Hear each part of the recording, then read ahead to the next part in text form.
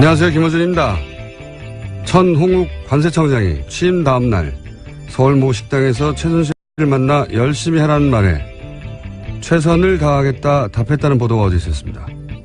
이에 관세청은 최 청장이 취임 이후 다양한 외부 인사를 만난 과정에서 최순실을 한 차례 만난 사실이 있지만 최선을 다해 직무를 수행해서 신뢰받는 관세청이 되겠다는 포부를 밝히는 그런 일반적인 언급이었지 충성맹세는 사실이 아니라고 해명했습니다.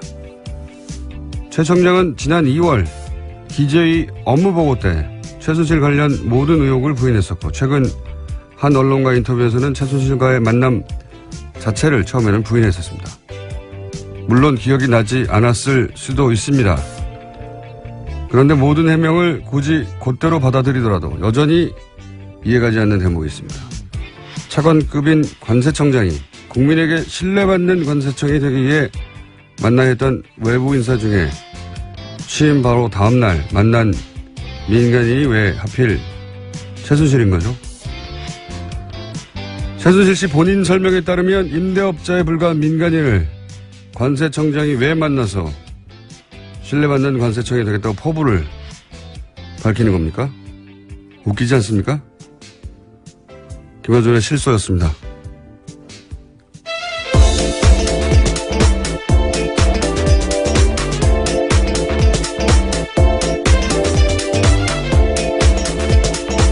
시사인의 김은지입니다.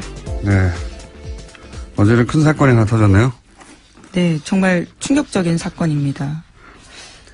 자, 그런 충격적인 사건을 일단 전해주세요. 네, 어제 국민의당이 대국민 사과했습니다. 대선 때 문재인 대통령 아들인 문준용 씨의 특혜 채용 의혹을 제기한 것에 대해서인데요. 당시 의혹의 근거로 제시했던 녹취와 카카오톡 대화가 조작됐다고 밝혔습니다. 대선 4일 앞둔 지난 5월 5일에 국민의당은 문준용 씨와 미국 뉴욕 파슨스 디자인 스쿨을 함께 다닌 동료의 증언이라면서 녹취를 공개한 바가 있습니다. 그런데 이것이 국민의당 당원 이유미 씨가 남동생과 짜고 목소리 연기를 하면서 가짜 녹취 파일을 만들어서 이준서 전 최고위원에게 건넨 것이라고 합니다. 아하. 자, 그리고 나서 이제 이 사과를 하자마자 뉴스가 또 계속 쏟아졌어요. 그죠? 네, 어제 JTBC 단독 보도가 있었는데요. 이유미 씨는 지시로 한 일이라고 주장하고 있다고 합니다. 국민의당이 증거를 조작했다고 지목한 이유미 씨가 당원들에게 보낸 문자 메시지를 밝힌 건데요. 여기서 자신의 억울함을 주장하고 있습니다. 한 위원장의 지시에 따라서 허위 자료를 만든 일이고 검찰 조사 받게 됐다면서 당이 보호해주지 않는다라는 억울함을 주장하고 있다고 합니다. 그리고 나서 바로 체포가 됐죠, 또. 긴급 체포가. 네, 어제 저녁 9시쯤 이유미 씨가 긴급 체포됐습니다. 공직선거법상 허위사실 공표 혐의인데요. 검찰 관계자는 참고인 신분으로 조사했는데 피의자로 전환해 조사할 필요성이 있고 긴급 체포 사유가 된다고 판단했다고 밝혔습니다. 그렇군요. 어제는 뭐 국민의당에서는 당연히 대국민 사과를 할 수밖에 없는 상황이긴 했는데 이제 이 검찰 수사를 통해서 이 사실이 밝혀졌다면 타격이 더 컸을 테니까 네. 그나마 직접 몇 시간이나 먼저 밝히는 게 낫다고 판단한 것 같고요. 그래서 사과 형식을 취해서 일종의 정치적인 화해 제스처죠. 예. 미안하다. 사과. 미안하다고 끝날 일은 아닌 것 같습니다. 그러긴 좀 너무 늦은 것 같아요. 왜냐하면 대선이 끝나기 이미 50일 가까이 됐고, 고소 맞고소가 있었던 게 오래전인데, 물론 이제 당에서는 이 사실을 안 게 이틀 전이라고 발표를 하긴 했는데, 그러면 그 당사자가 지금 50일 가까이 혼자서 감당하고 있었던 얘기잖아요. 예, 납득하기 어려운 점이 있고. 오히려 알았지만 계속 타이밍을 봤다. 이렇게 설명한다면 말이 되죠. 그쪽에 훨씬 설득력이 있는데, 만약에 그랬다면은, 이제 당의 피해를 최소화하기 위해서 타이밍을 봤다는 거잖아요? 그렇다는 얘기는, 문준용 씨, 피해자인 문준용 씨의 어떤 피해나 심적 고통, 이거는, 당의 피해를 막기 위해서 그건 뒀다는 거잖아요. 그동안 50일 이상. 가해자의 이익을 위해서 피해자의 고통을 계속 방치한 거니까 제가 보기엔 이건 당사자가 이 사과를 받겠느냐 하는 게 첫 번째 의문이고 두 번째는 처음에는 평당원 또 자원봉사자 이렇게 소개를 했단 말이죠. 근데 이유미 씨가 이제 전남 여수갑의 지난 총선 때 예비 후보였어요. 네, 출마 선언한 적이 있습니다. 네. 이용주 의원이 당선된 지역구입니다, 아마. 네, 제 기억으로는. 근데 이제 총선에 예비 후보로 출마를 했던 사람을 자봉이라고 했다는 사실 자체가 오히려 제가 보기에는 역풍 맞을 만한 해명인 것 같고, 예. 가능하면 축소하려고 했던 거죠, 의미를. 게다가 안철수 전 의원하고 카이스트 시절에 사제지간이었다고 지금 알려지고 있고. 네, 함께 책을 썼다라는 보도도 있습니다. 그리고, 진신 캠프에서 활동하면서 대표 저자로 책도 냈던 사람이에요. 예.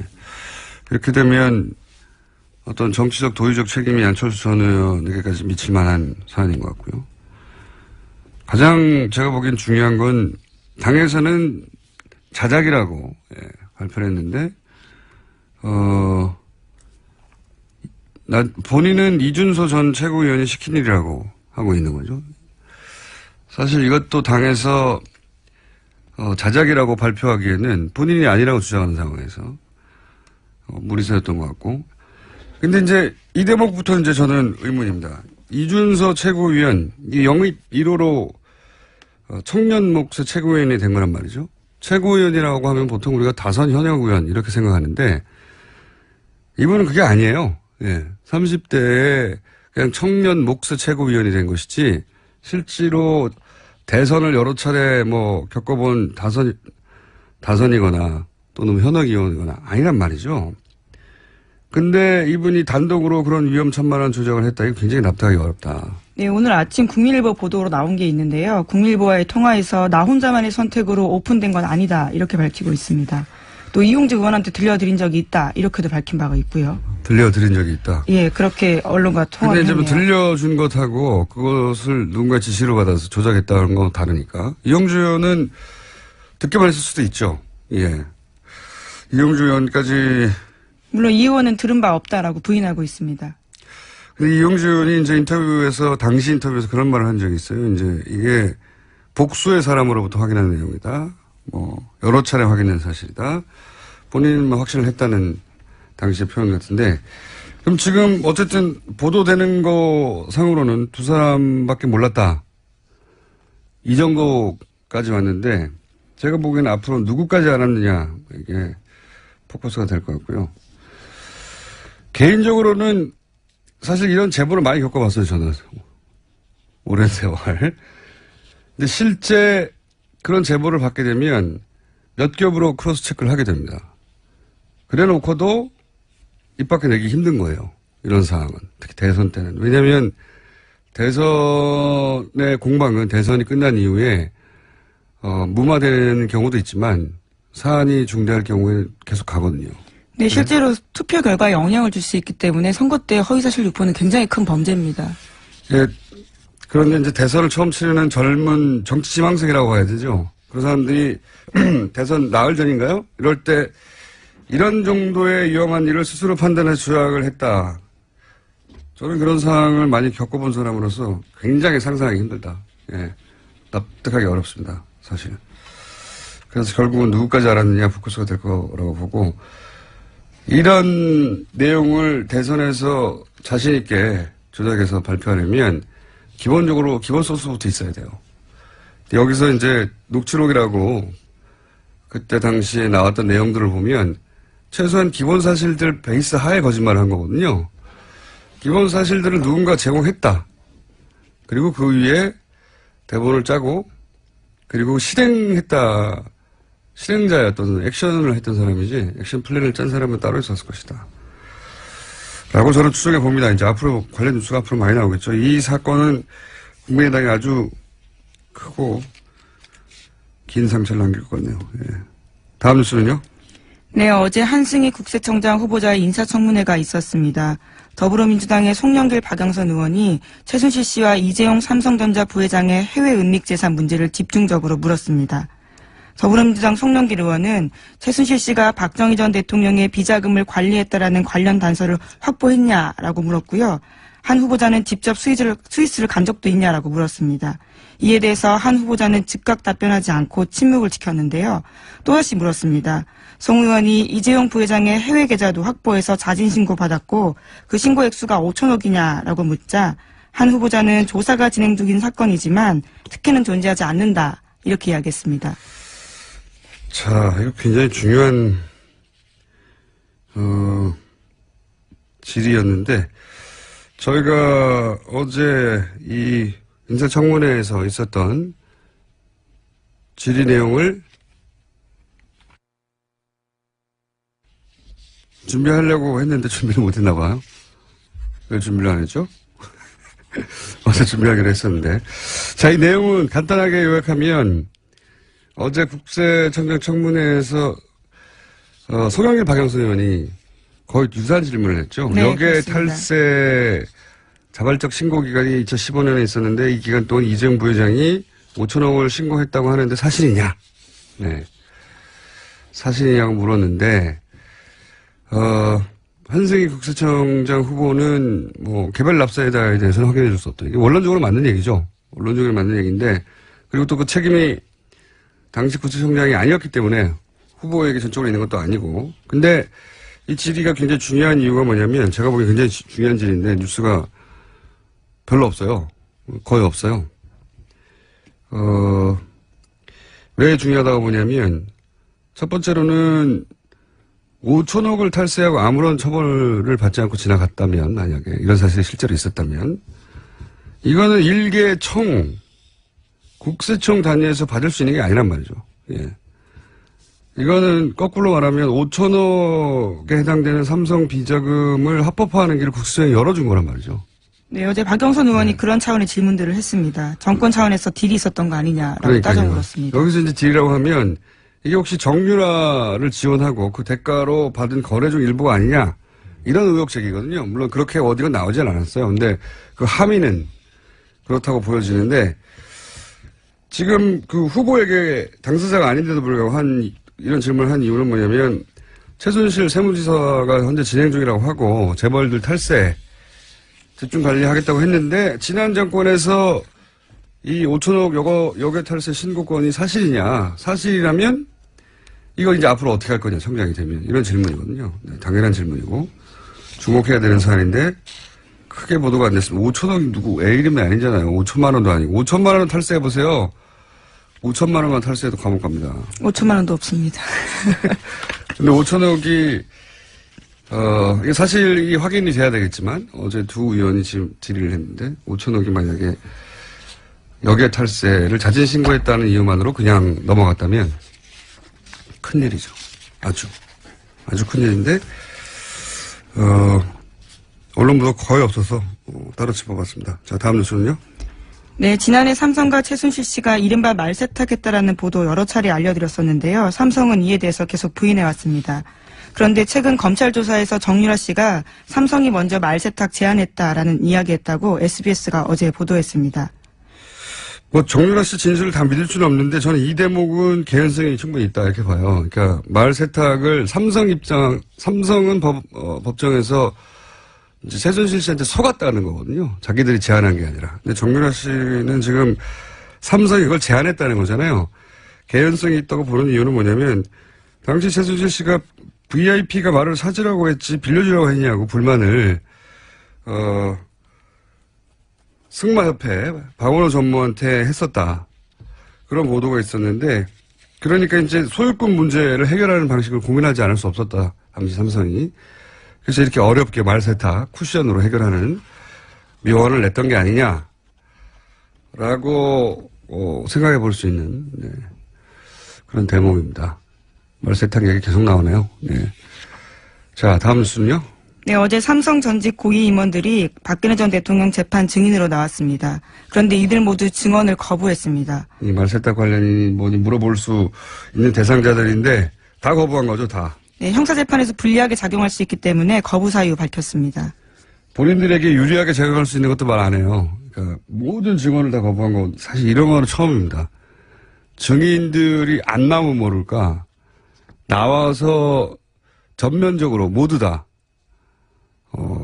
뭐 재벌의 소속 임원들이 재판에 나와서 증언을 한 적이 많거든요, 과거에. 처음 있는 일입니다. 삼성 직원들은 아무도 말을 안 하는 거죠, 지금.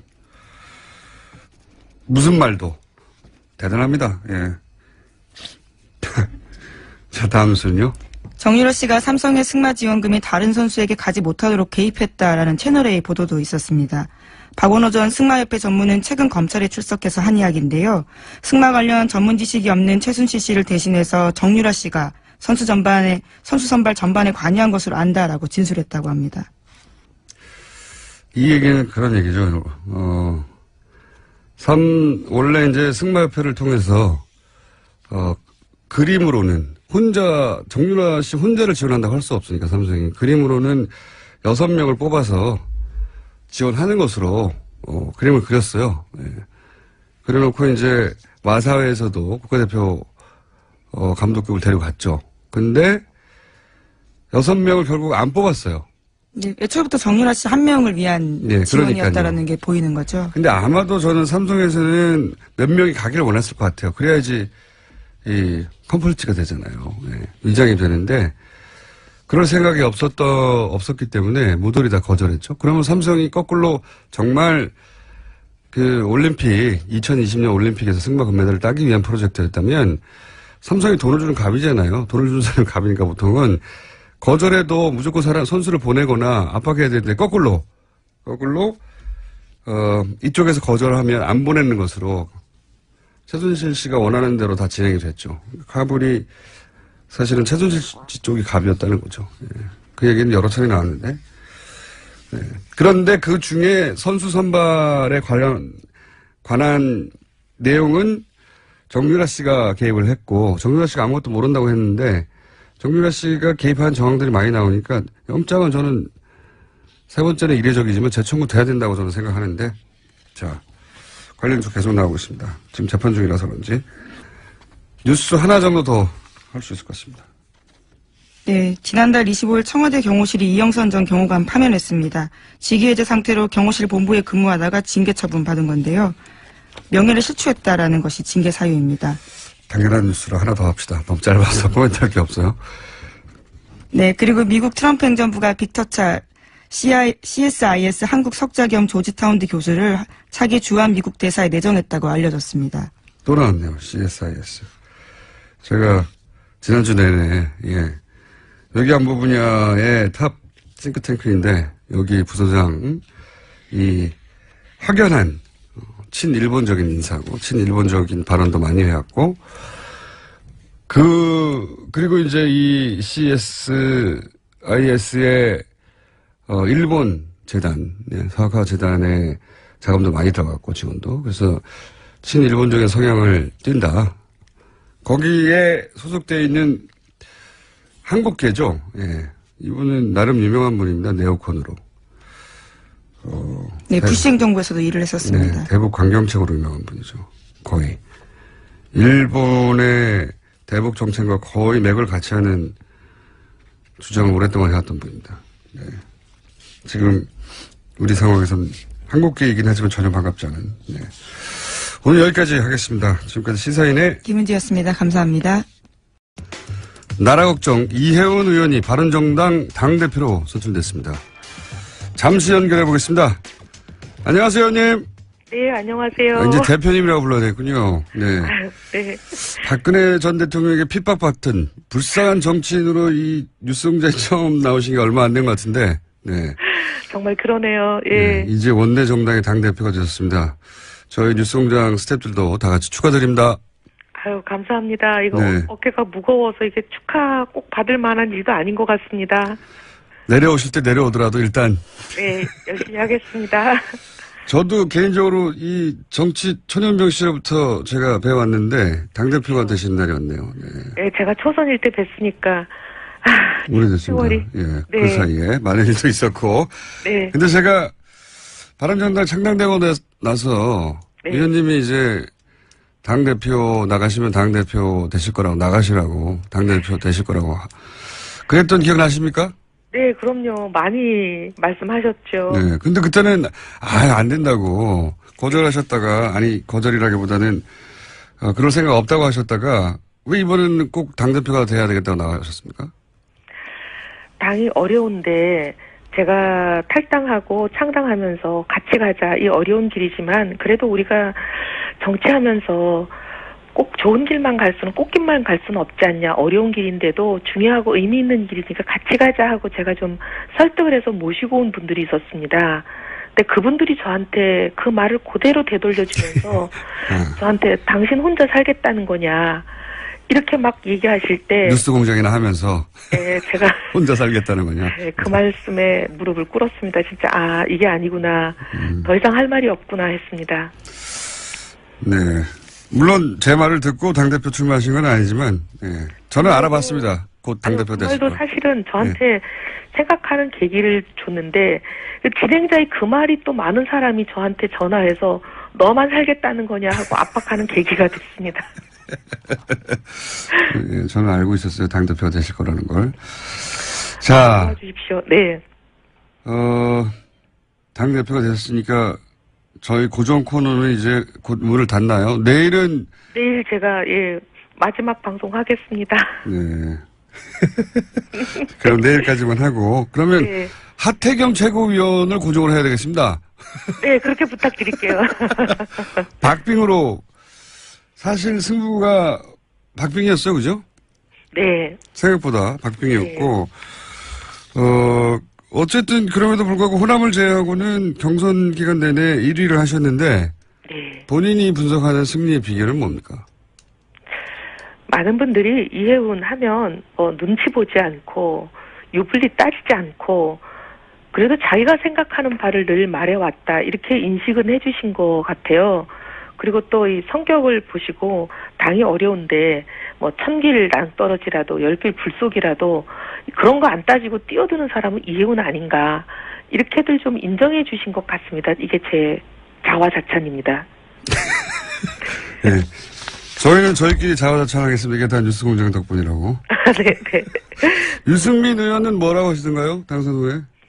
사실 어제 오후 늦게 선출이 됐고요. 그리고 이거 거짓말 안 못해서 지금까지 인터뷰가 한 30개쯤 이렇게 진행이 되다 보니까 사실 뭐 도저히 누구한테 연락을 한다 이게 불가능이었습니다. 그리고 전화통이 거의 불이 나서 한 1000몇백 개가 오니까 제가 누구한테 전화를 거는 일이 불가능이었습니다. 사실상. 네, 그랬을 것 같네요. 그래서 아직도 못 통화도 못 해보셨다고요? 예, 연락 자체를 못했습니다. 예. 네, 그거는 내일 수요일 날 나오실 때 전해주시고요.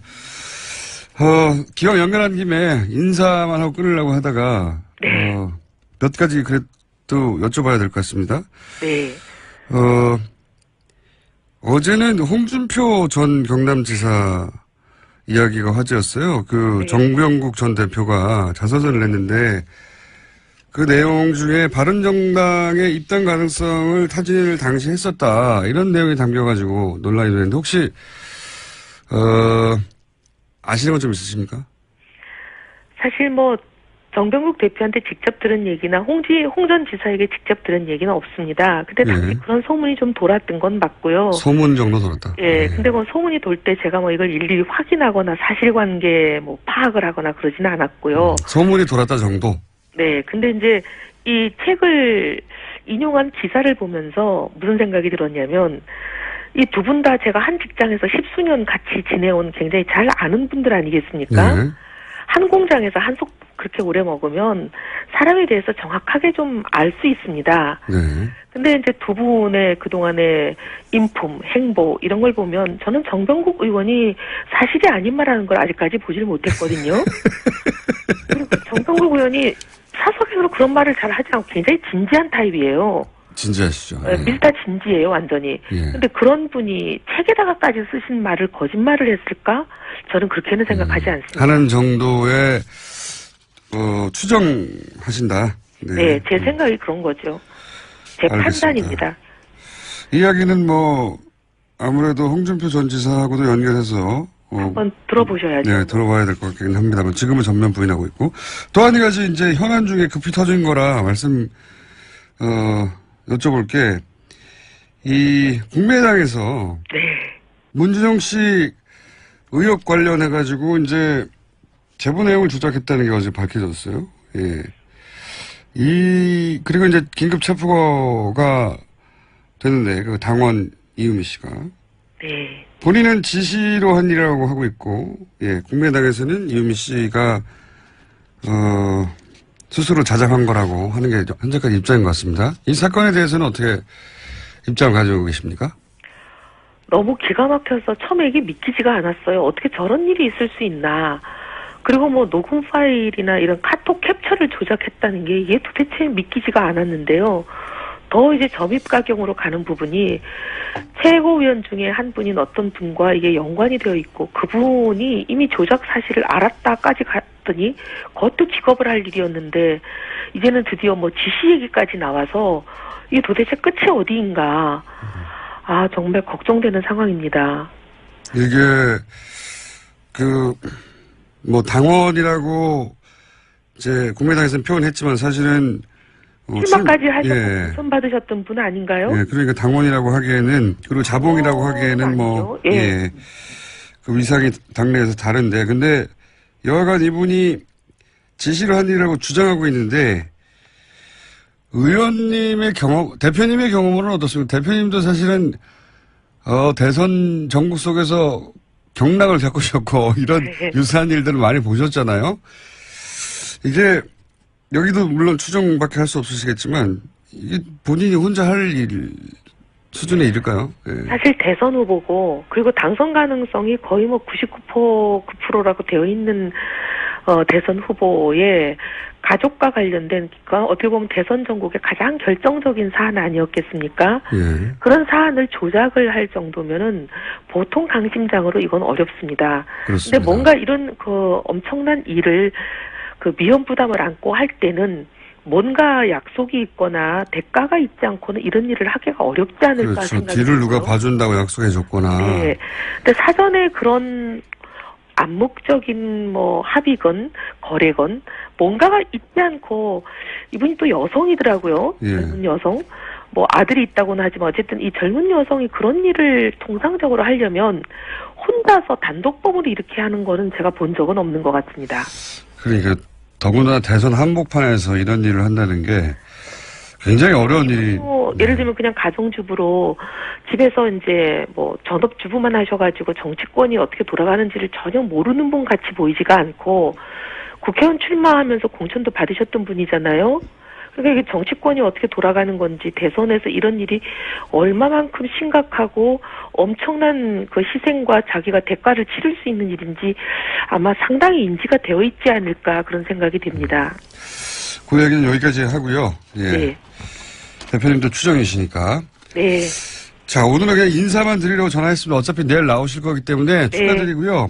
네. 한 가지만 마지막으로 여쭤볼게요. 앞으로 바른 정당은 자유한국당과 어떻게 차별합니까?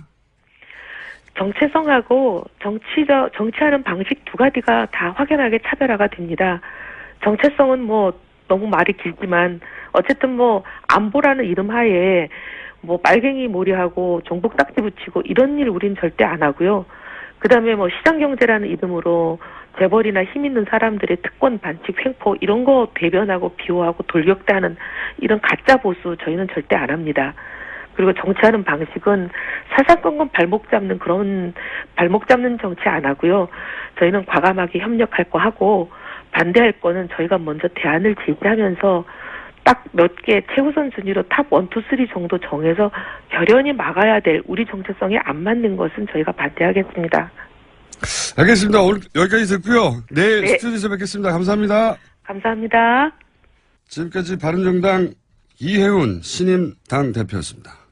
자유한국당 대표 경선도 뜨겁습니다. 후보 간의 공방이 치열해지고 있는데 원유철 후보 전화 연결해 보겠습니다. 안녕하세요, 의원님. 네, 안녕하세요. 원유철입니다. 네, 우선 일단 출마의 변부터 들어보겠습니다. 예. 우리 자유한국당이 지금 이대로는 절대 안 되겠다는 절박한 심정으로 나섰고요. 이것도 정치혁명 수준에서 전당대회가 이루어져야 된다는 판단입니다. 이번에 선출되는 당대표는 두 가지 사명이 주어진다고 보고 있는데요. 첫 번째는 이제 제1야당으로서 문재인 정부의 그 독주와 실정을 강력히 견제하고요. 두 번째는 내년에 있을 지방선거에서 승리를 반드시 이끌어내야 되는 그런 사명이 주어진다고 보고 있습니다. 저희 자유한국당이 지난 대선에서 사실 대한민국 인구의 절반이 사는 수도권에서 3위를 했고요. 이 3위를 한 이후에는 그 20, 30대의 젊은 청년층 또 여성들이 우리 자유한국당을 외면했다고 보여지고 있습니다. 판단하고 있습니다. 그래서 보다 젊고 강한 당대표가 돼서 다시 승리하는 자유한국당을 만들겠다는 그런 각오로 나서게 됐다는 말씀을 드립니다. 네, 그 말씀은 잘 들었고요. 근데 이제 최근도 아니죠. 어제부터 홍준표 후보와 대립각을 굉장히 세우고 계신데 이런 이야기가 이제 크게 논란이 됐습니다. 홍준표 후보가 바른정당을 창당할 무렵에 바른정당의 합류를 타진했다. 라고 하는 이야기가 있고 이걸 언급하셨어요. 그러자 홍준표 후보는 거짓말이라면서 공개 사과하지 않으면 법적 책임을 묻겠다. 이렇게 이제 두 분이 전면전을 앞두고 있는 것처럼 보이는데 우선 홍준표 후보가 바른정당에 합류를 타진했다는 건 어떤 근거에서 하시는 말씀이십니까? 제가 이 문제를 어저께 제기한 것은요. 그 작년에 대통령 선거를 앞두고요. 네. 우리 새누리당을 탈당해서 바른정당을 가려고 했던 당시의 의원들에게 예. 제가 굉장히 만류를 했습니다. 네. 당시 김무성 당대표나 유승민 원내대표에게 찾아뵙기도 하고 전화도 드려서 새누리당의 균열은 보수의 균열이고 이 대통령 선거를 앞두고 당이 쪼개진다는 건 말이 안 되지 않느냐. 제발 우리가 같이 힘을 모아서 새롭게 출발하자고 설득도 하고 호소도 했습니다. 그때 제가 이제 당에서 비상 중진 6인 협의체라는 걸 구성해서 그 6인 중진 모임들이 의원총회에서 의원들께서 추인해 주셔서 활동을 했습니다. 그때 6인 중진 협의체라는 건 뭐냐면 당내에서 또 비대위원장을 선출하게 되면 또 친박이니 비박이니 또 싸우게 될 거 아니겠습니까? 그래서 국민의 마음에 드시는 분을 국민의 눈높이에 맞춰서 외부에서 비대위원장을 우리가 모셔오자. 그 역할을 하는 것이 이제 비상중진 6인 협의체였습니다. 그 당시에 저하고 지금 원내대표하고 계신 이제 정우태 원내대표, 홍문종 의원, 나경원 의원, 김재경 의원, 주호영 이렇게 6명이 했죠. 그렇게 저는 그 당시에 우리 새누리당의 균열과 또 보수의 분열을 막기 위해서 나름대로 노력을 했는데 어저께 제가 충격적인 소식을 들은 겁니다. 그건 뭐냐면 이제 정병국 그 바른정당 전 대표께서 나는 반성한다라는 이 책을 출판하셨는데 거기에 이제 홍준표 전 경남지사가 그 바른정당 신당 그 창당 당시에 측근을 통해서 합류 의사를 밝혔었다라는 그 내용이 있다는 거예요. 그래서 이건 도저히 있을 수 없는 얘기 아니야. 저는 괜히 서운했죠. 특히 저는 이제 홍준표 후보께서 2심에서 무죄를 받았을 때 제가 직접 페이스북에 글을 올리고 축하를 한다. 무죄 확정을 축하한다. 우리 그 새누리당에 즉각 입당을 하셔라라는 권고의 말씀까지 드린 사람 입장에서는 이 소식이 굉장히 저한테는 청천벽력 같고 사실 굉장히 서운했던 거죠. 그래서 현장에서 확인한 겁니다. 이런 사실이 있었냐. 사실이 있었다면 정말 유감이다. 했던 게 그 저의 어저께 정견 발표장에서 있었던 일입니다. 그러니까 그 자서전에 나왔던 내용을 혹시 정병국 전 대표에게 직접 확인하시거나 혹은 그 즈음에 다른 분 제3자로부터 이야기를 듣거나 하시지는 않은 거군요. 제가 언론 기사를 보고 깜짝 놀란 거죠. 언론에 보도가 된 것을 보고 이러한 사실이 있는데 이게 사실이 아니길 바라겠다. 그렇지만 사실이라면 정말 이거 서운한 일이다. 심각한 문제다라고 문제 제기를 했던 거죠. 네. 그렇군요. 추가 확인이 됐다는 건 아니고, 예. 알겠습니다. 요사는. 책에 다 나와 있습니다. 다시 쓰는 개혁보수라는 우리 정병국 전 대표께서 쓴 책에 다 나와 있습니다. 알겠습니다. 그 사연은 정병국 전 대표나 아니면 홍준표 후보 당사자에게 제가 여쭤보기로 하고. 근데 이제 홍준표 후보는 최근에 이 경선 관련해서 TV 토론도 거부하고 있고, 그리고 원유철 후보가 영향이 되면 자신이 사퇴하겠다고 했는데 사퇴를 안 하는 걸 보면 기본적으로 다른 후보들의 영향이 자신에게 못 미친다고 생각하고 있는 것 같은데요. 어떻게 보십니까? 자유한국당의 당대표 후보로 나온 이유가 도대체 뭔지 모르겠습니다. 당대표로 나오셨으면, 당대표가 되었을 때 자유한국당을 어떻게 혁신시키고 어떠한 비전과 또 어떠한 그 청사진으로 당원과 국민들에게 새로운 희망을 줄 것인가를 당원과 국민들에게 알려야 되지 않겠습니까? 이 전당대회를 조용히 치르시자고 하는데요. 전당대회를 조용히 치를 바에는 하지 않는 게 좋죠. 전당대회를 왜 치릅니까? 아예 안 하는 게 낫죠. 전당대회라는 것은 이제 컨벤션 효과를 내야 되지 않겠습니까? 그리고 유권자인 우리 자유한국당의 당대표는 유권자가 국민과 당원입니다. 국민 여론조사 30%, 당원 70% 이렇게 합산해서 당대표를 선출하게 돼 있는데요.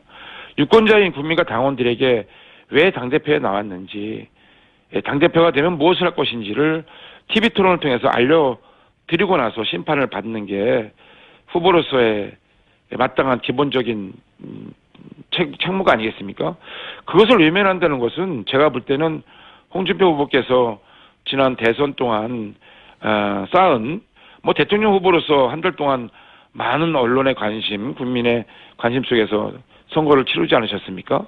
그런 그 인지도를 가지고 적당히 전당대회에 무임승차를 하시려는 것이 아닌가 이런 생각이 들었습니다.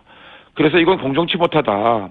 기회는 균등해야지 결과에 대해서 우리가 모두 승복을 할 수 있는데 홍준표 후보께서 TV 토론을 회피하시고 외면하시는 거는 이건 당대표로서 자격이 문제가 있다. 만약에 계속 당대표 후보자로서 TV 토론을 거부하신다면 홍준표 후보가 사퇴하든지 내가 사퇴하든지 아주 사생의 결단을 내겠다라고 제가 강력히 TV 토론을 응하시도록 촉구했죠. 그래서 응하시겠다고 하셨어요. 제가 알기로는 응하실 거라고 보고 있고요. 지금 국민들과 당원들께서 지금 자유한국당의 당대표로 후보로 나온 우리 3명들에게 TV 토론을 보시고 어떤 후보가 무슨 생각을 갖고 나오신지 판단하시고 결정하셔야 되지 않겠습니까? 만약에 홍준표 후보가 끝까지 TV 토론을 안 하시면은 어떻게 합니까? 저는 홍준표 후보께서 당을 살린다고 당대표에 나오셨기 때문에 당연히 TV 토론에 나오셔서 어떻게 당을 살릴 것인지 말씀을 하셔야 된다고 보고 있습니다. 만약에 이것을 거부한다면 당대표로서 자격이 없는 거죠. 예. 자격이 없다고 주장을 할 수 있지만 그렇다고 후보를 강제로 사퇴시킬 수 있는 규정은 없지 않습니까? 이건 이제 국민과 당원들께서 판단하실 문제라고 생각합니다. 네. 홍준표 후보가 당대표가 되면 안 되는 이유가 있나요? 지금 대선에서 2위를 한 후보이기도 하고 지명도 면에서는 어쨌든 다른 후보들보다 앞서는 건 사실이거든요. 홍준표 후보가 당대표가 되면 안 된다. 어떤 이유가 있습니까? 홍준표 후보라고 당대표가 되지 말라는 법은 없죠. 홍준표 후보께서 지난 대통령 선거 때 얻으신 득표가 이제 24%입니다. 분투하셔서 24% 얻었지만, 대한민국 인구의 절반이 사는 수도권에서는, 문재인 안철수 후보에 의해서 3등을 하셨고요. 그리고, 역대 가장 큰 표차로 우리 제1야당의, 집권당의 후보로 그 당시에, 사실은 2위로 되셨죠. 저는 이것은 홍준표 후보의 나름 성과이자 한계라고 생각합니다. 24%의 한계를 이제 극복하는 일이 저희 자유한국당에 주어진 일이고요. 이 원유철 후보가 이 남은 이 76%의 새로운 가능성을 그 자유한국당에 가져오려고 나섰습니다. 예. 홍준표 후보가 당대표가 되지 말란 법은 없긴 하지만 원유철 의원님이 더 나은 이유가 있어서 나오신 거 아니겠습니까? 지금, 네. 본인만의 경쟁력은 그럼 어디에 있나요? 네. 홍준표 후보께서, 지난 대선 때 얻으신 그 표를 분석해 보면요, 이 20대, 30대, 40대 젊은 층이 완전히 외면을 했고요. 여성들이 등을 돌렸습니다. 그렇기 때문에 특히 수도권에서는 일자리와 교육 때문에 이 젊은 층, 청년층, 여성들이 많이 살고 계신데요. 이분들이 등을 돌렸기 때문에 20대에서 30대까지는 10% 내외의 득표를 하시지 않았습니까? 그래서 이 젊은 층들의 마음을 다시 잡고 여성들의 마음을 잡기 위해서 보다 젊은 당대표가 되는 것이 그분들에게 한 발 더 다가서는 길이다. 저는 50대의 젊은 당대표가 돼서 우리 젊은 층과 여성들에게 그분들이 원하는 정책이 뭔지, 또 그분들이 원하는 우리 자유한국당의 새로운 모습이 뭔지 잘 살펴서 그분들에게 새로운 희망을 만들어 드릴 자신이 있습니다. 그렇게 하고 있고요. 그런 차원에서 제가 벌써 이 생활정치혁명 법안이라고 지금 릴레이 법안을 내고 있는데, 먼저 1호 법안 낸 것이 이제 할마할빠법이라는 법안을 냈습니다. 손자 손녀를 돌보는 할아버지와 할머니들에게 가족 양육 수당을 지급하는 내용의 법안인데요. 이거는 이제 젊은 층들의 그 양육 부담을 줄여드리고 노인층의 빈곤 문제를 동시에 해결해서요, 행복한 가정 공동체를 만들어 가겠다. 요즘에 자기 이제 친할머니 할아버지한테 손자들이 그 돌봄을 당하는 것이 젊은 부부 입장에서는 마음도 편하고 또 경제적인 혜택도 돌아가기 때문에 건강한 공동체가 가족 공동체가 되지 않겠습니까? 그래서 이제 그 법안을 제가 생활정치혁명이라는 이름으로 1호 법안을 냈고요. 또 2호 법안은 82년 김지영이라는 소설, 우리가 지금 여성들의 경력 단절 문제라든가 여성들의 여러 가지 현실에서 겪고 있는 문제를 잘 써낸 소설입니다. 저도 다 읽어봤는데요. 그래서 생활정치혁명 2호 법안으로 김지영법, 소위 김지영법을 발의했습니다. 할마할바법에 이어서요. 그래서 근로소득으로 살아가고 있는 그 젊은 세대 부부들에게요, 그 아이 돌봄 비용에 대해서 소득공제 혜택을 부활시켜주는 법안입니다. 이렇게 이제 저는 젊은 층과 여성들에게 좀 더 진정성을 가지고 그분들이 원하는 정말 생활정치혁명을 자유한국당이 이뤄내서 잃어버린 지지를 좀 회복하고 또 우리 자유한국당이 국민과 함께 호흡하는 정당으로 만들고 싶다는 포부를 가지고 이번에 당대표에 나섰기 때문에 이런 부분에 있어서 제가 다른 후보들도 다 훌륭하시지만 제가 더 경쟁력이 있다라고 감히 말씀드립니다. 알겠습니다. 지난번 저희가 이제 신상진 후보 연결했을 때도 드렸던 질문인데, 이제 자유한국당이 문재인 정부 출범 이후에 박수를 쳐준 기억이 없어서 드린 질문입니다. 문재인 정부가 아주 잘못하고 있다는 자유한국당 주장은 잘 알겠습니다. 근데 혹시 이 정부에서 자유한국당이 잘못한 것은 없습니까? 자유한국당은 지금까지 잘못을 했죠. 솔직히 정권을 놓친 것도 저를 포함해서 우리 자유한국당의 의원들의 잘못이다. 특히 중진 의원인 제 잘못이 아주 가볍지 않다는 사과의 말씀. 출범 이후를 제가 지금 여쭈는. 출범 이후는 저희는 이제 제1야당으로서요. 이제 저희들의 책무가 문재인 정부가 잘못 가고 있는 방향에 대해서 강력히 견제하고 비판하고 또 그동안 집권을 해온 경험이 있는 그런 국정 경험이 있는 정당으로서 대안을 제시하는 것이 저희들의 역할인데요. 저는 이제 문재인 정부가 사실 첫 단추를 잘못 끼고 있는 부분이 많이 있다고 판단하고 있습니다. 제 질문은 그런 주장은 제가 잘 알고 있는데요. 근데 제가 궁금한 것은 자유한국당이 출범 이후에 이런 판단을 잘못했다. 자유한국당이 잘못한 지점은 없었나? 혹시 그런 이런 부분은 잘못됐기 때문에 내가 대표로 나가서 그걸 고치겠다. 이 질문입니다. 그런 자유한국당의 잘못은 없었습니까? 네네. 자유한국당의 잘못은 저희들이 이제 그 언론을 통해서 많은 좀 노력을 하고 여러 가지로 노력하고 있지 않습니까? 지금 저희들은 이제 국정을 책임진 입장이 아니고 국정을 비판하고 견제하는 입장에 놓여 있지 않습니까? 야당으로서요. 그런데 제가 한 가지 말씀드리고 있으면 예를 들어서 추경 문제와 관련돼서는 일자리 추경이 지금 사실 원유철 청년 일자리 뭐였습니다. 여보세요? 마무리 인사를 못했습니다. 의원님. 네네. 네, 마지막 질문이 제가 이 정부에서 자유한국당의 잘못은 없는가? 네. 라는 질문을 여쭤봤는데, 요 질문에 대한 답변은 마무리하고, 예. 내놓는 걸로 하죠. 예. 예.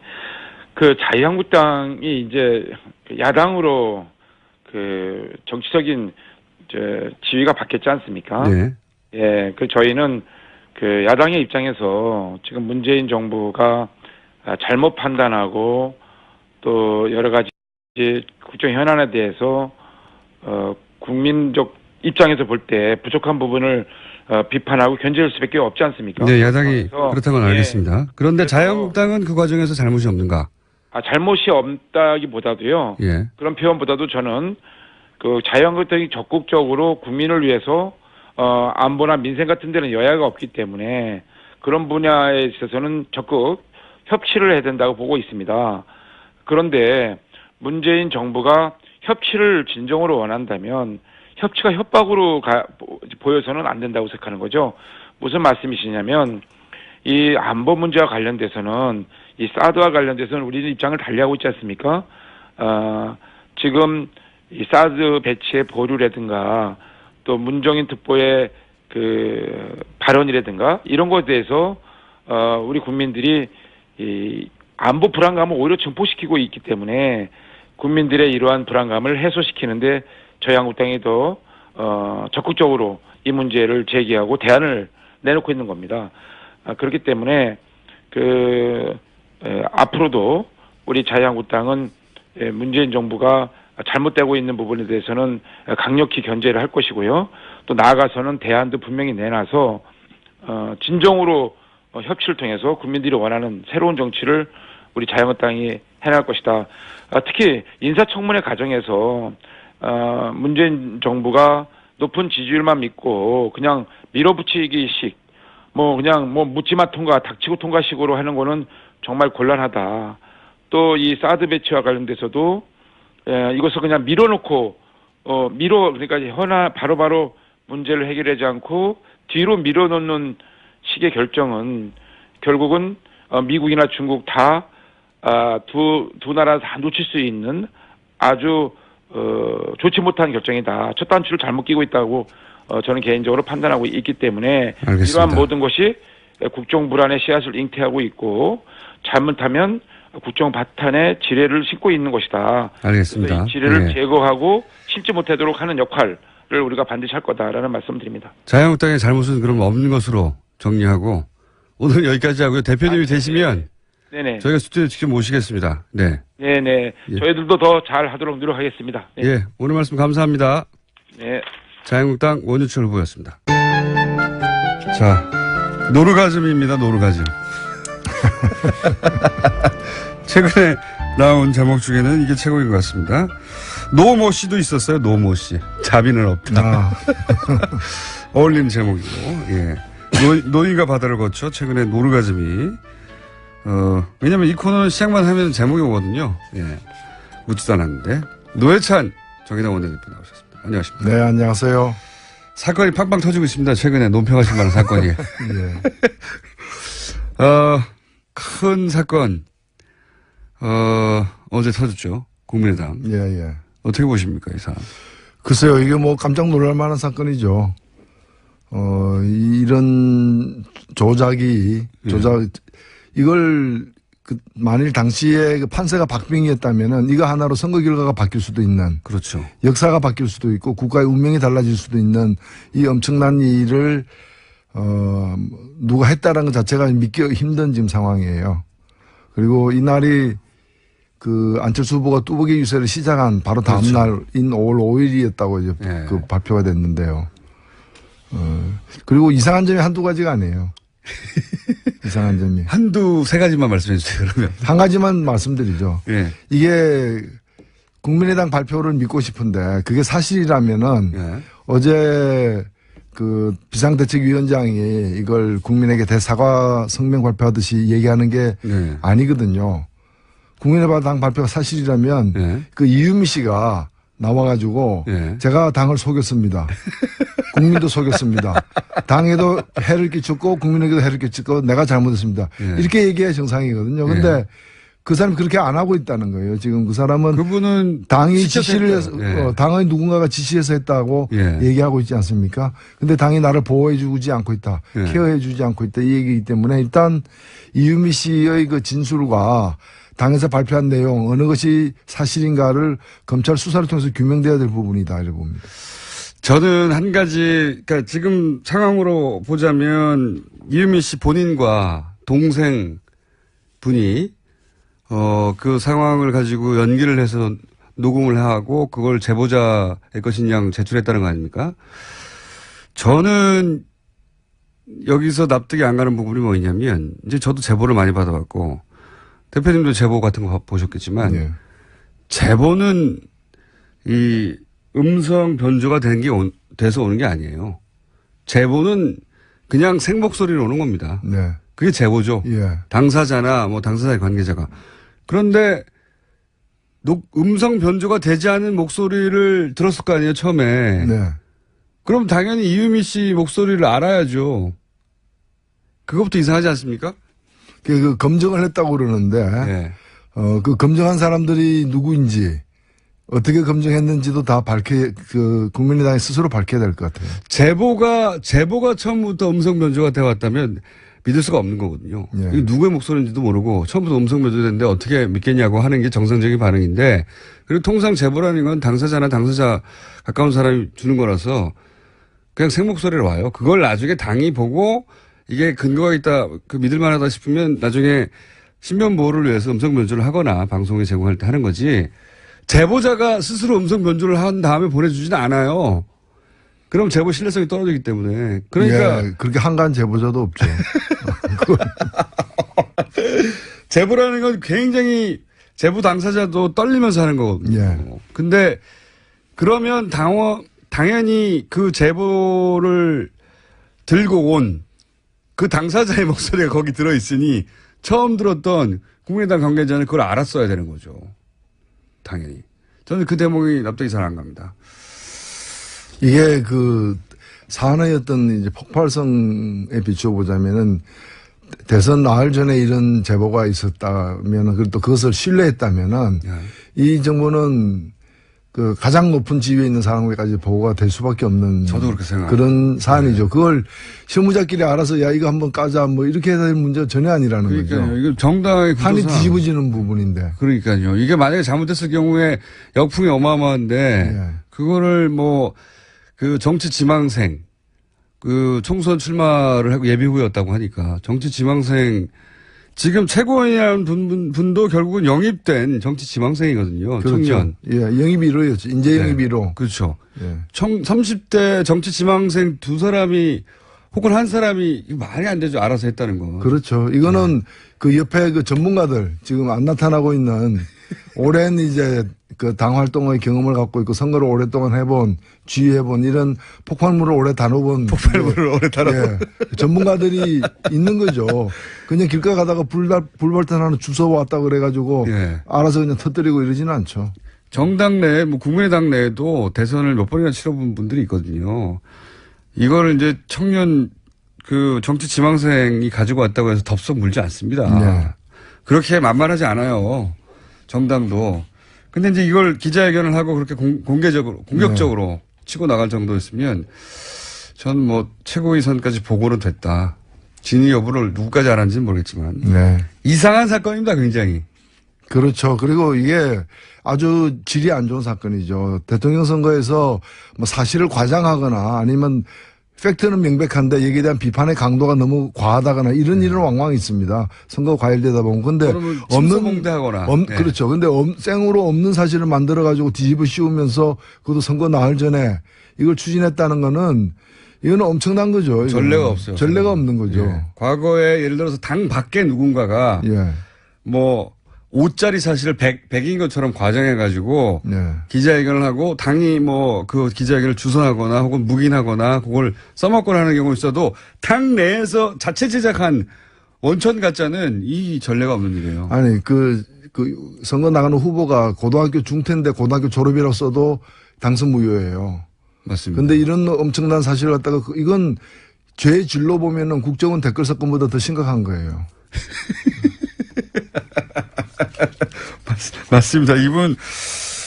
그러니까 아무리 이분이 정치 지망생이었다 하더라도 거의 10년 가까이 이 정치권 가까이 있었고, 그리고 안철수 후보와 사제지간으로 인연도 깊고 캠프에도 오래 있었고, 그리고 정치 지망생이었고, 근데 자신이 이 일로 정치적 미래가 완전히 막힐 수도 있다, 잘못되면. 이런 생각을 안 했을 수 없거든요.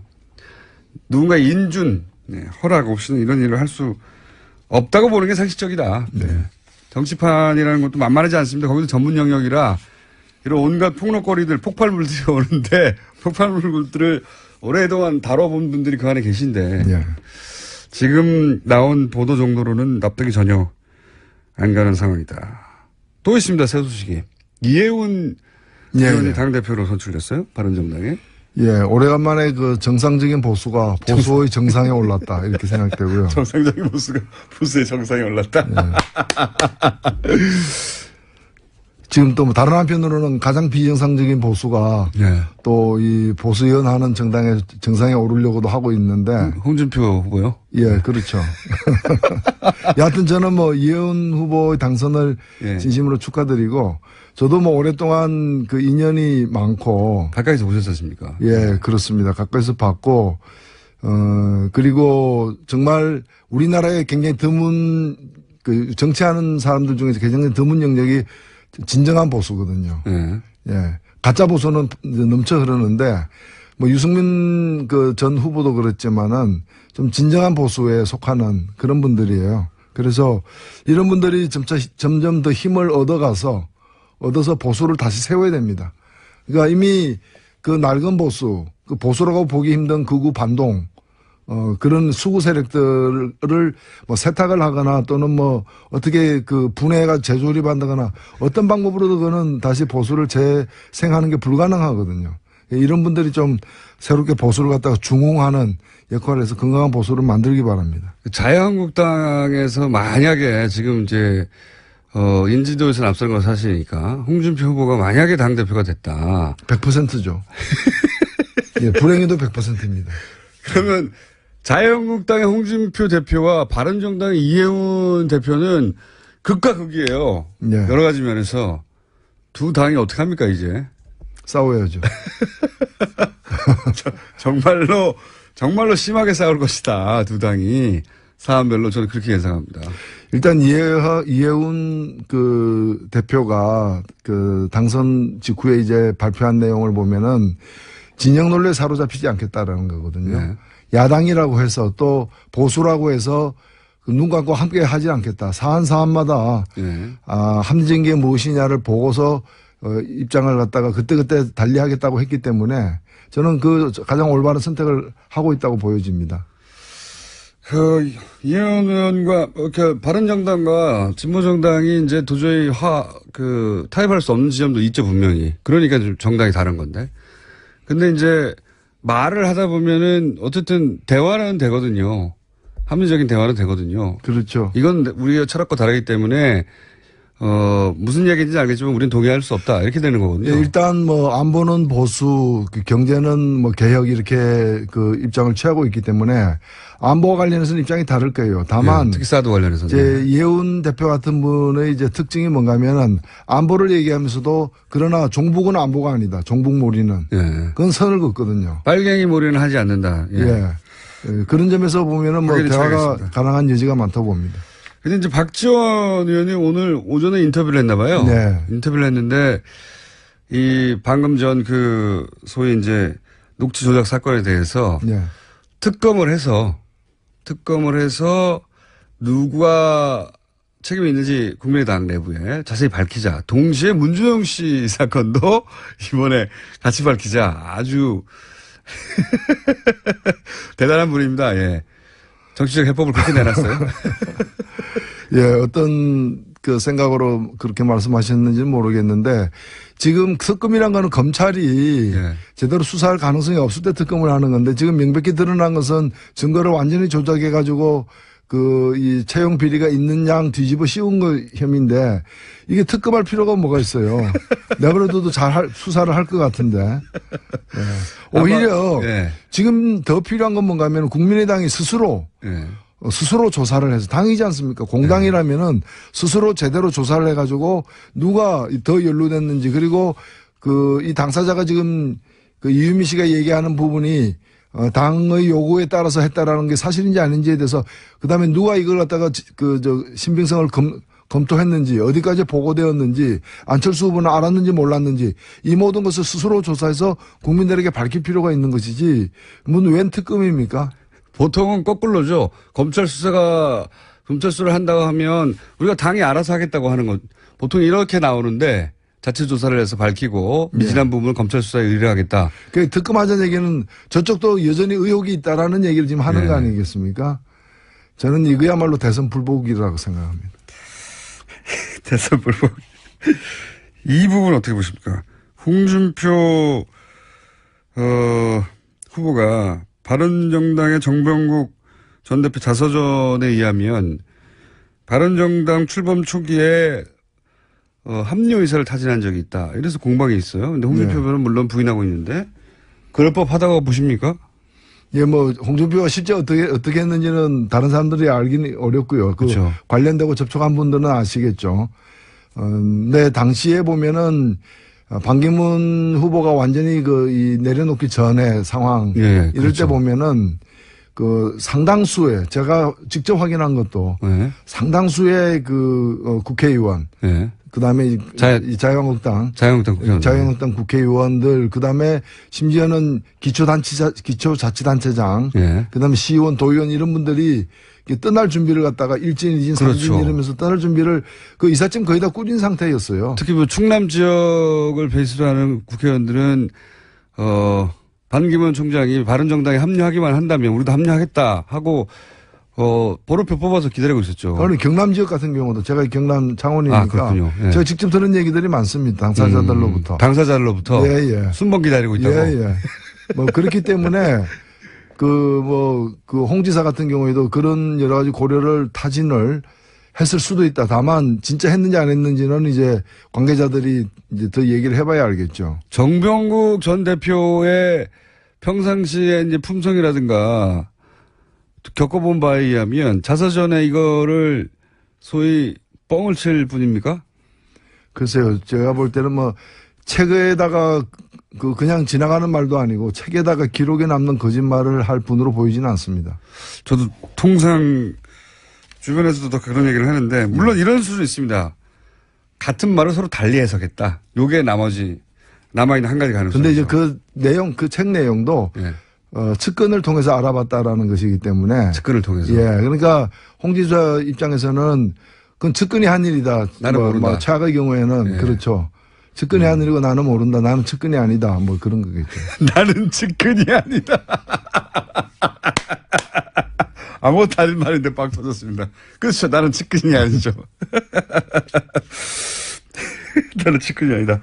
이거 어떻게 보세요? 어제 한승희 국세청장 후보자 인사청문회에서 그런 얘기가 나왔어요.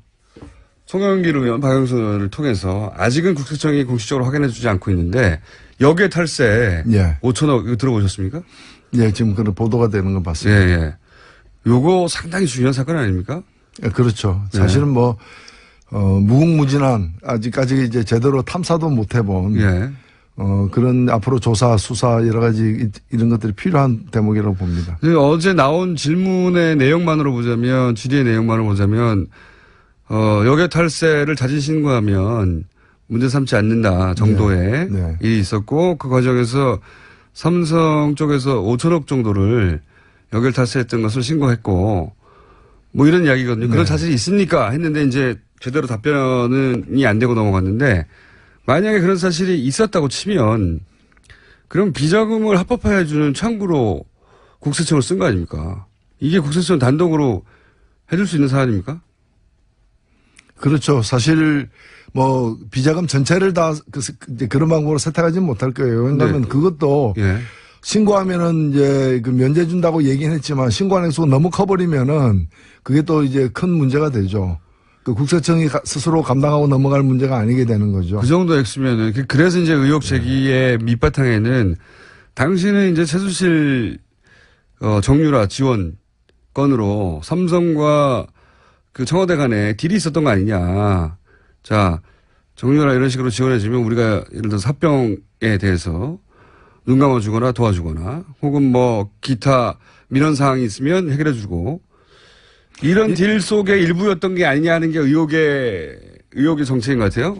뭐 삼성에서 국민연금 합병 문제, 예. 그 국민연금 관련 주식 합병 문제라거나 삼성중공업 문제라거나 아니면 SK에서 그 동생을 꺼내는 문제라거나 예. 여러 가지 또는 이제 면세점 문제라거나 여러 가지 기업들의 그 민원, 정말 치명적인 그런 민원을 갖다가 해결하는 대가로다가 금전적 지원을 갖다가 예. 본질적으로는 뇌물이지만 그걸 가지고 어떤 지원을 갖다가 받았던 그런 정황들이 많이 확인됐지 않았습니까? 예.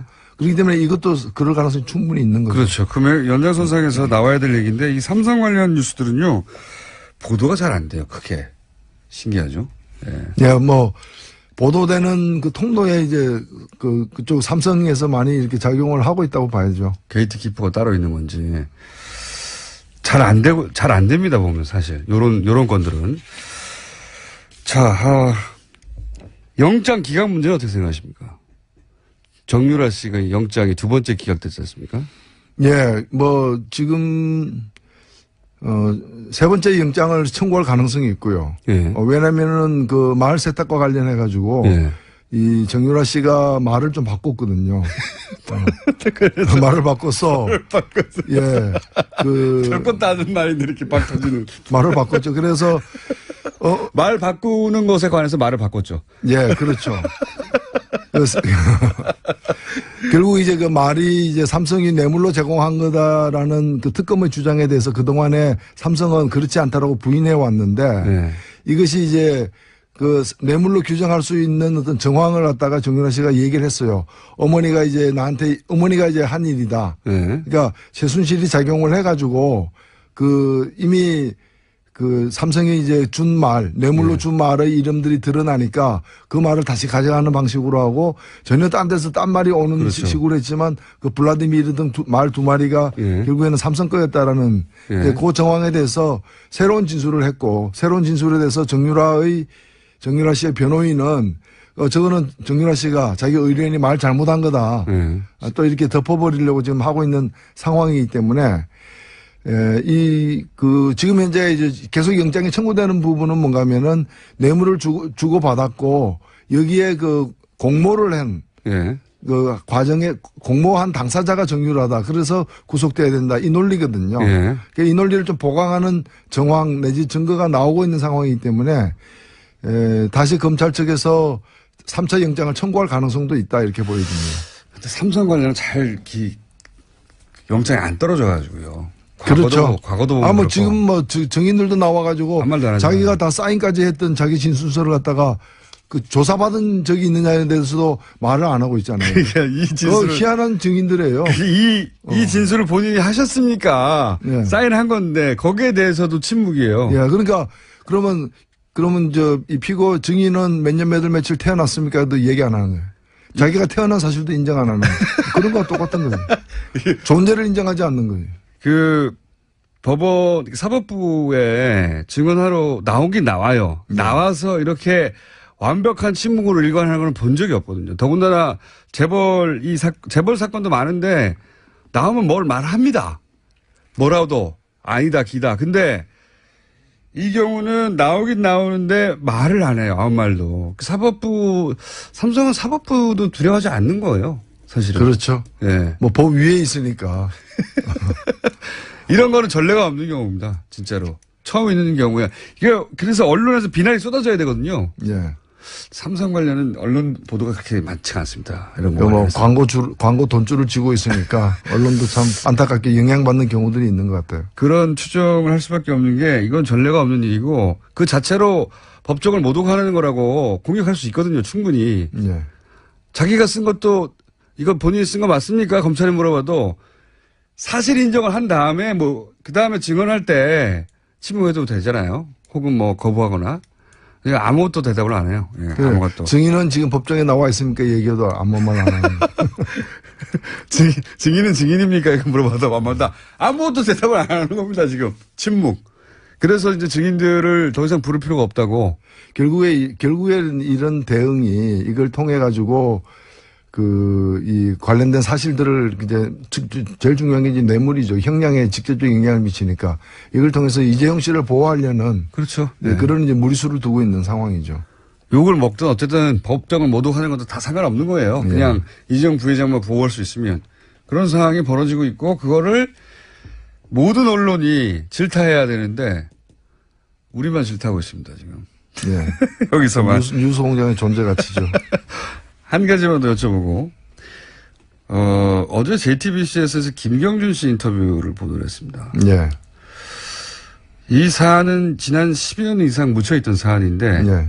묻혀있었지만 사람들은 다들 기억하는 사안이죠. 예. 이 사건은 앞으로 어떻게 보십니까? 예. 저는 이제 박근혜 전 대통령이 이제 탄핵을 당했기 때문에, 이제 다음 순서는 이명박 전 대통령이라고 생각됩니다. 오히려 박근혜 정권에서 이명박 대통령 시절에 있었던 여러 비리나 문제들에 대해서 당시 박 정권이 나서서 그걸 갖다가 은폐하는데 여러 기여를 했다고 저는 보여졌기 때문에 그 당시에 있었던 여러 그 비리 의혹들 또 주요 정책의 어떤 그 문제점 이런 부분과 관련해 가지고는 진상규명이라거나 또는 이제 진실에 대한 어떤 조사가 필요하다고 봅니다. 이제 그 첫 출발이 김경준 씨 입을 통해서 시작된 것 같아요. 네. 네. 그게 JTBC가 한 번 보도하고 말 것 같지는 않고요. 네. 앞으로 이어질 것 같고. 요 분야는, 대표님도 전문 분야 아닙니까?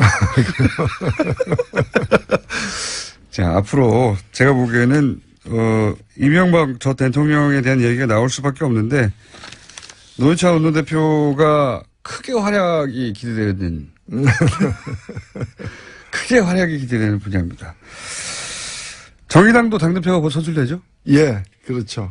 네. 누가 될 거라고 보십니까? 예, 좋은 분이 될 겁니다. 유일하게 비겁한 답변이었습니다. 자, 오늘 여기까지 하겠습니다. 예. 지금까지 정의당 노회찬 원내대표였습니다. 감사합니다. 네, 감사합니다. 불친절한 AS. 강아지 한 마리 입양했는데 이름을 어준으로 지어도 되나요? 어떻습니까? 네. 참고로 저도 강아지 한 마리 키우는데요. 예. 이름이 라디시옹입니다. 불어로 계산서라는 뜻입니다. 돈이 많이 들어가지고. 이름을 계산서로 지었어요. 네.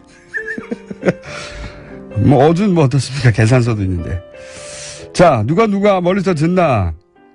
백야를 보면서 노르웨이 트롬소 북위 70도. 예. 가장, 북극에 가까운 곳에서 듣는 분인 것 같은데. 북위 70도에서 백야를 보면서 듣고 있습니다. 박수영 씨. 네. 노르웨이 교통상황은 생각하겠습니다.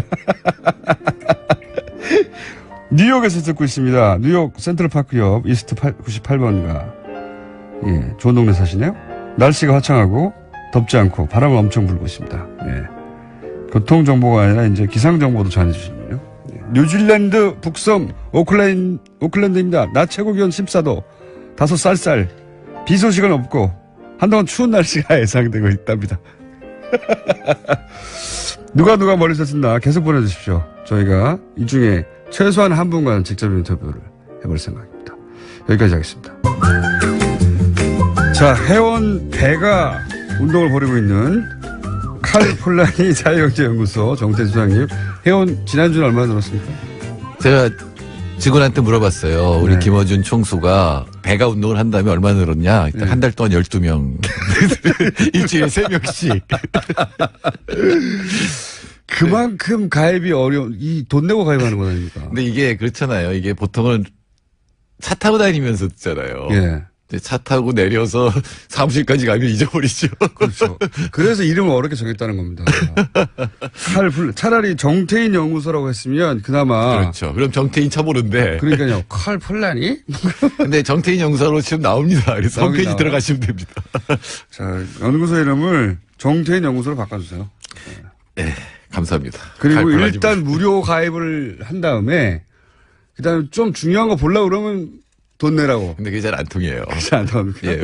인터넷에 보면 다 뜨거든요, 이게. 근데 이 얼마죠 이게?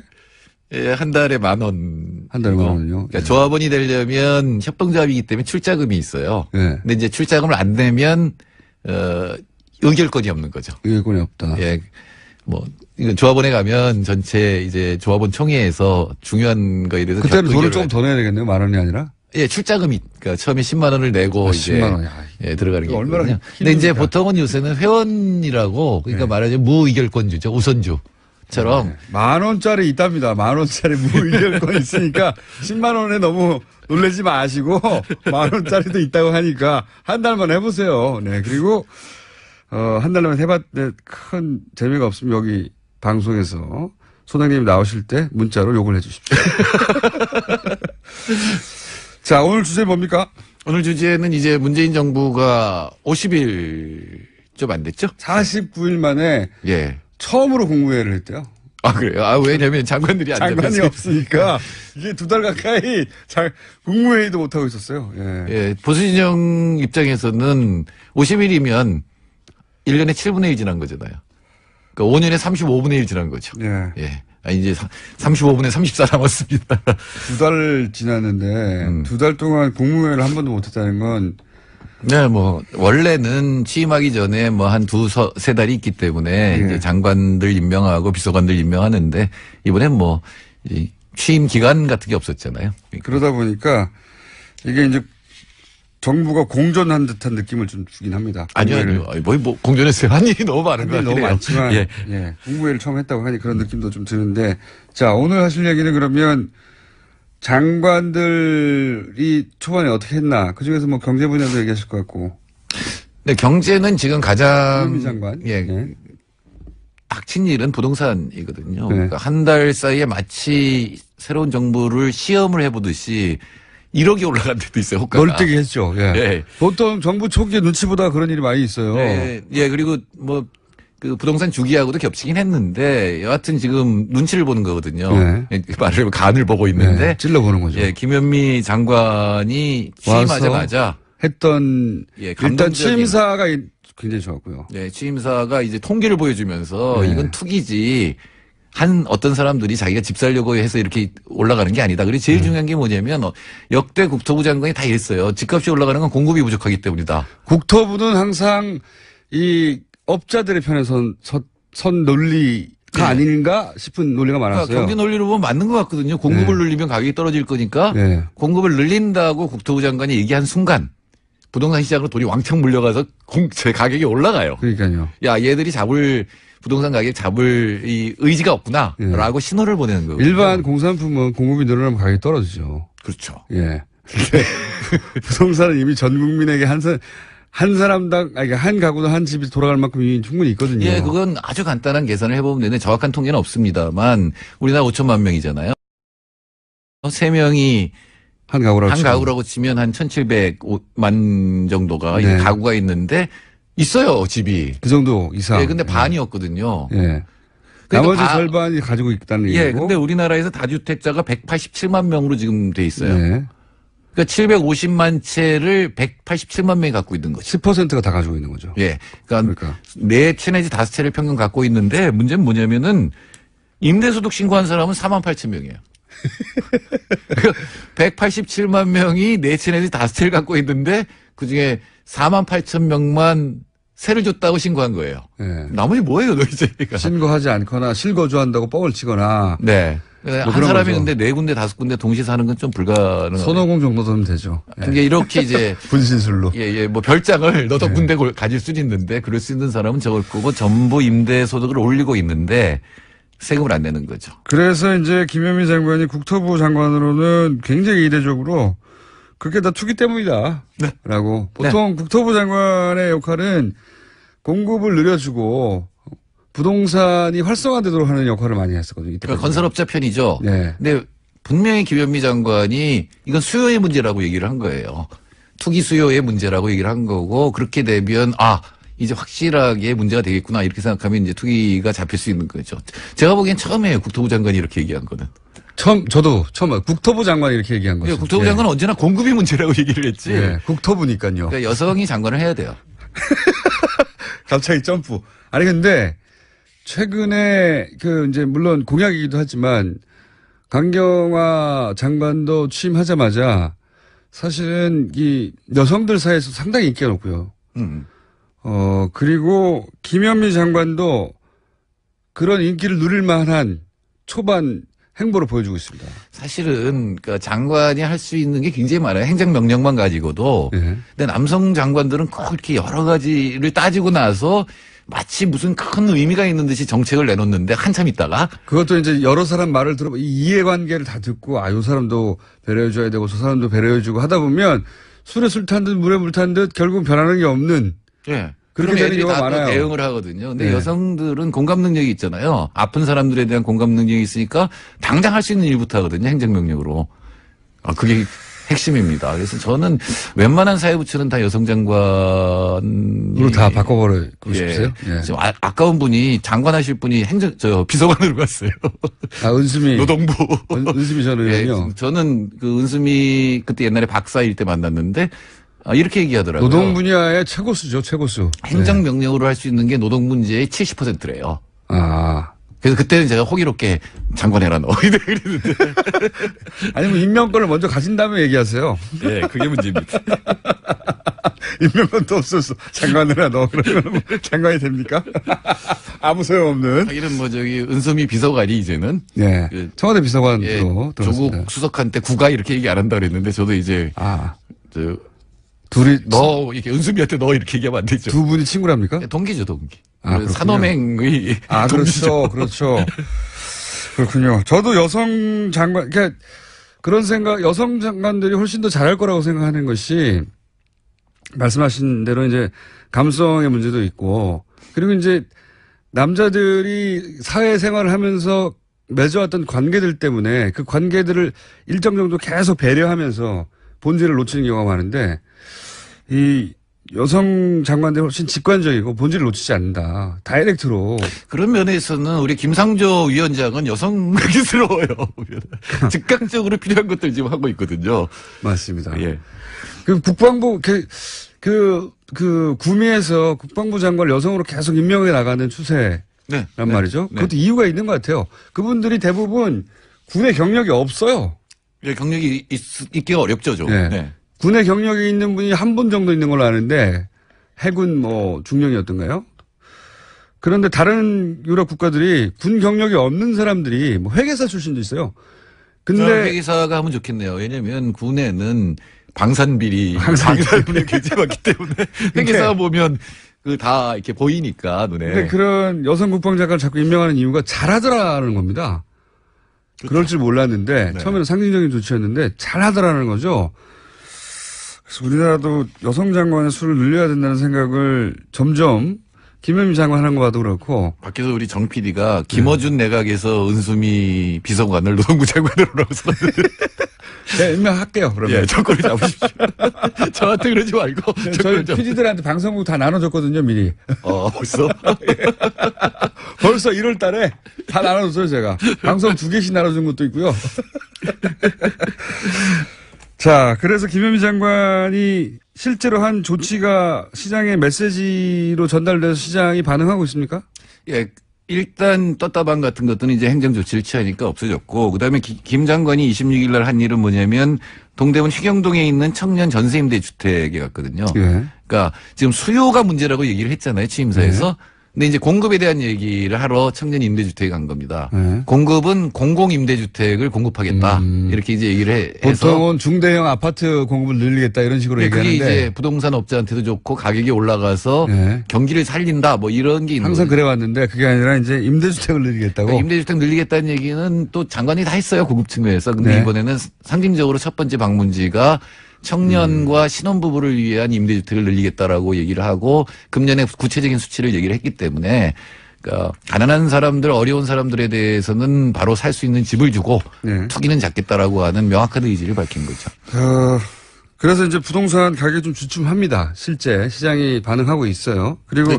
김현미 장관 본인이 부동산 문제로 스스로 자기 집 문제로 뭐 대부분의 생활인들이 그렇지만 국회의원이었음에도 불구하고 이런 어려움들이 있었다 얘기를 본인 경험에서 나온 것도 있는 것 같아요, 보니까. 그렇죠. 보통 사람은 집 때문에 굉장히 고생을 많이 하거든요. 예, 한 채가 그렇죠. 있거나 없는 사람은 정말 고생을 하는데. 있어도 한 채도 어렵고요. 제가 경제학자라고 괜히 집 팔라고 했다가 지금 전세금 몰려달라고 해서 지금 차에서한테 아주 고통. 자, 경제학자가 돈 버는 거 못 봤어요, 저는.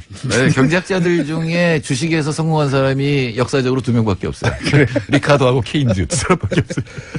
1분밖에 안 남았는데. 벌써. 예. 오늘 잡담이 너무 길었습니다. 한 네. 가지만 얘기해 보죠. 지금 김상조 공정위원장이 4대 그룹 간담회를 했잖아요. 재벌들을 네. 만났어요. 네. 무슨 얘기를 했는지. 그러니까 알아서 해라라고 얘기를 한 거죠. 기본적으로는. 예. 예. 그리고 이제 삼성. 공정하게만 하는지 내가 감시하겠다. 예, 삼성 권오현 부회장이 한 얘기가 재밌는데 서로 굉장히 얘기가 다른 줄 알았는데 이제 이해도 했다. 만나서. 그런 정도 얘기고 이제 알아서 하라 그러면서 동시 채찍도 들었죠. 그러니까 지금 김상조 위원장이 옛날에는 그 복잡한 기업지배 구조 얘기를 하다가 실제로 하는 일은 뭐냐면 재벌의 내부 거래 잡겠다는 거거든요. 내부 거래를 잡겠다. 그러니까 위장 계열사 만들어서 막 키워주는 거 몰아주기 또 하나는 외부 갑질 하청에 대해서 잡겠다. 그래서 현대 위화가 지금 문제가 되는 거잖아요. 그렇군요. 저는 김상조 위원장이 하는 거는 무조건 찬성입니다, 사실은. 자, 재벌 총수가 공정위원장한테 찬성이래요. 자, 오늘 여기까지 하겠습니다. 자, 가입을 애타게 기다리고 있는 정태인 소장님의 칼플란이 가입하시고요. 저는 김원준이었습니다. 내일 뵙겠습니다. 안녕! 당사자가 아닌데도 불구하고 이런 질문을 한 이유는 뭐냐면, 최순실 세무지사가 현재 진행 중이라고 하고, 재벌들 탈세, 집중 관리하겠다고 했는데, 지난 정권에서 이 5천억 여객 탈세 신고권이 사실이냐. 사실이라면 이거 이제 앞으로 어떻게 할 거냐. 청장이 되면. 이런 질문이거든요. 네, 당연한 질문이고. 주목해야 되는 사안인데 크게 보도가 안 됐습니다. 5천억이 누구 애 이름이 아니잖아요. 5천만 원도 아니고. 5천만 원 탈세해보세요. 5천만 원만 탈세해도 감옥 갑니다. 5천만 원도 없습니다. 근데 5천억이 이게 사실이 확인이 돼야 되겠지만 어제 두 의원이 지금 질의를 했는데 5천억이 만약에 여객 탈세를 자진 신고했다는 이유만으로 그냥 넘어갔다면 큰일이죠. 아주 큰일인데 언론 보도 거의 없어서 따로 짚어봤습니다. 자, 다음 뉴스는요. 네, 지난해 삼성과 최순실 씨가 이른바 말세탁했다라는 보도 여러 차례 알려드렸었는데요. 삼성은 이에 대해서 계속 부인해왔습니다. 그런데 최근 검찰 조사에서 정유라 씨가 삼성이 먼저 말세탁 제안했다라는 이야기했다고 SBS가 어제 보도했습니다. 정유라 씨 진술을 다 믿을 수는 없는데 저는 이 대목은 개연성이 충분히 있다 이렇게 봐요. 그러니까 말 세탁을 삼성은 법정에서 이제 최순실 씨한테 속았다는 거거든요. 자기들이 제안한 게 아니라. 근데 정유라 씨는 지금 삼성이 그걸 제안했다는 거잖아요.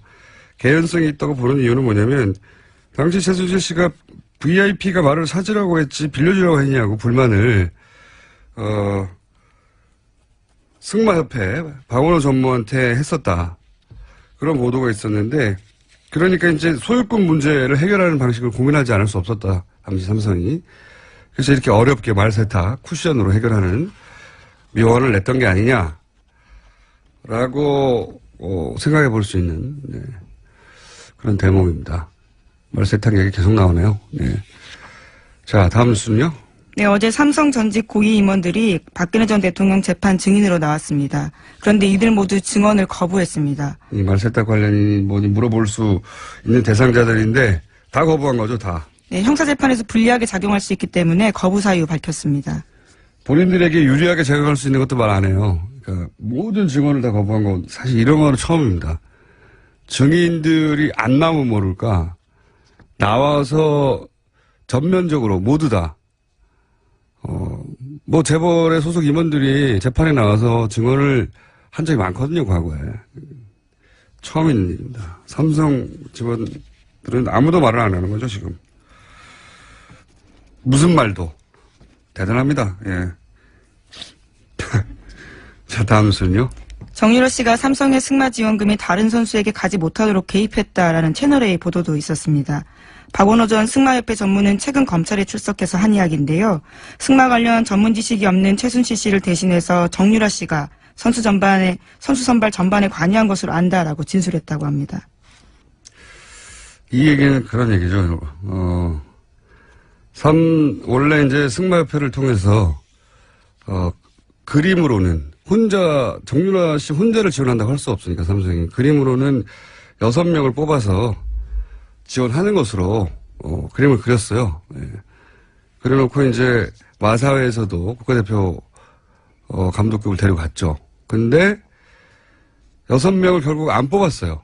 네, 애초부터 정유라 씨 한 명을 위한 네, 지원이었다라는 게 보이는 거죠. 근데 아마도 저는 삼성에서는 몇 명이 가기를 원했을 것 같아요. 그래야지 이 컴플리트가 되잖아요. 네, 위장이 되는데 그럴 생각이 없었기 때문에 모조리 다 거절했죠. 그러면 삼성이 거꾸로 정말 그 올림픽 2020년 올림픽에서 승마 금메달을 따기 위한 프로젝트였다면 삼성이 돈을 주는 갑이잖아요. 돈을 주는 사람은 갑이니까 보통은 거절해도 무조건 선수를 보내거나 압박해야 되는데 거꾸로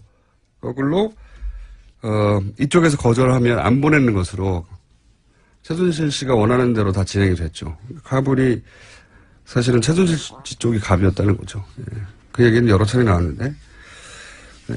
그런데 그 중에 선수 선발에 관한 내용은 정유라 씨가 개입을 했고 정유라 씨가 아무것도 모른다고 했는데 정유라 씨가 개입한 정황들이 많이 나오니까 영장은 저는 세 번째는 이례적이지만 재청구돼야 된다고 저는 생각하는데 자 관련해서 계속 나오고 있습니다. 지금 재판 중이라서 그런지 뉴스 하나 정도 더 할 수 있을 것 같습니다. 네, 지난달 25일 청와대 경호실이 이영선 전 경호관 파면했습니다. 직위해제 상태로 경호실 본부에 근무하다가 징계 처분 받은 건데요. 명예를 실추했다라는 것이 징계 사유입니다. 당연한 뉴스로 하나 더 합시다. 너무 짧아서 코멘트할 게 없어요. 네, 그리고 미국 트럼프 행정부가 빅터찰 CSIS 한국 석자 겸 조지타운드 교수를 차기 주한 미국 대사에 내정했다고 알려졌습니다. 또 나왔네요. CSIS. 제가 지난주 내내 여기 안보 분야의 탑 싱크탱크인데 여기 부서장 확연한 친일본적인 인사고 친일본적인 발언도 많이 해왔고 그리고 이제 이 CSIS의 일본 재단 사학화 재단의 자금도 많이 들어갔고 지원도 그래서 친일본적인 성향을 띈다. 거기에 소속되어 있는 한국계죠. 예. 이분은 나름 유명한 분입니다. 네오콘으로. 네, 추정하신다. 네, 제 생각이 그런 거죠. 제 알겠습니다. 판단입니다. 이야기는 아무래도 홍준표 전 지사하고도 연결해서 한번 들어보셔야죠. 네, 들어봐야 될 것 같긴 합니다만 지금은 전면 부인하고 있고 또 한 가지 이제 현안 중에 급히 터진 거라 여쭤볼게 이 국민의당에서 네. 문준용 씨 의혹 관련해가지고 이제 제보 내용을 조작했다는 게 어제 밝혀졌어요. 예. 그리고 이제 긴급 체포가 됐는데, 그 당원 이유미 씨가. 네. 본인은 지시로 한 일이라고 하고 있고, 예. 국민의당에서는 이유미 씨가, 스스로 자작한 거라고 하는 게 현재까지 입장인 것 같습니다. 이 사건에 대해서는 어떻게 입장을 가지고 계십니까? 너무 기가 막혀서 처음에 이게 믿기지가 않았어요. 어떻게 저런 일이 있을 수 있나. 그리고 녹음 파일이나 이런 카톡 캡처를 조작했다는 게 이게 도대체 믿기지가 않았는데요. 더 이제 점입가경으로 가는 부분이 최고위원 중에 한 분인 어떤 분과 이게 연관이 되어 있고 그분이 이미 조작 사실을 알았다까지 갔더니 그것도 기겁을 할 일이었는데 이제는 드디어 지시 얘기까지 나와서 이게 도대체 끝이 어디인가. 정말 걱정되는 상황입니다. 이게 당원이라고 이제 국민의당에서는 표현했지만 사실은 출마까지 하셨고 선 받으셨던 분 아닌가요? 예, 그러니까 당원이라고 하기에는 그리고 자봉이라고 하기에는 아니죠. 예.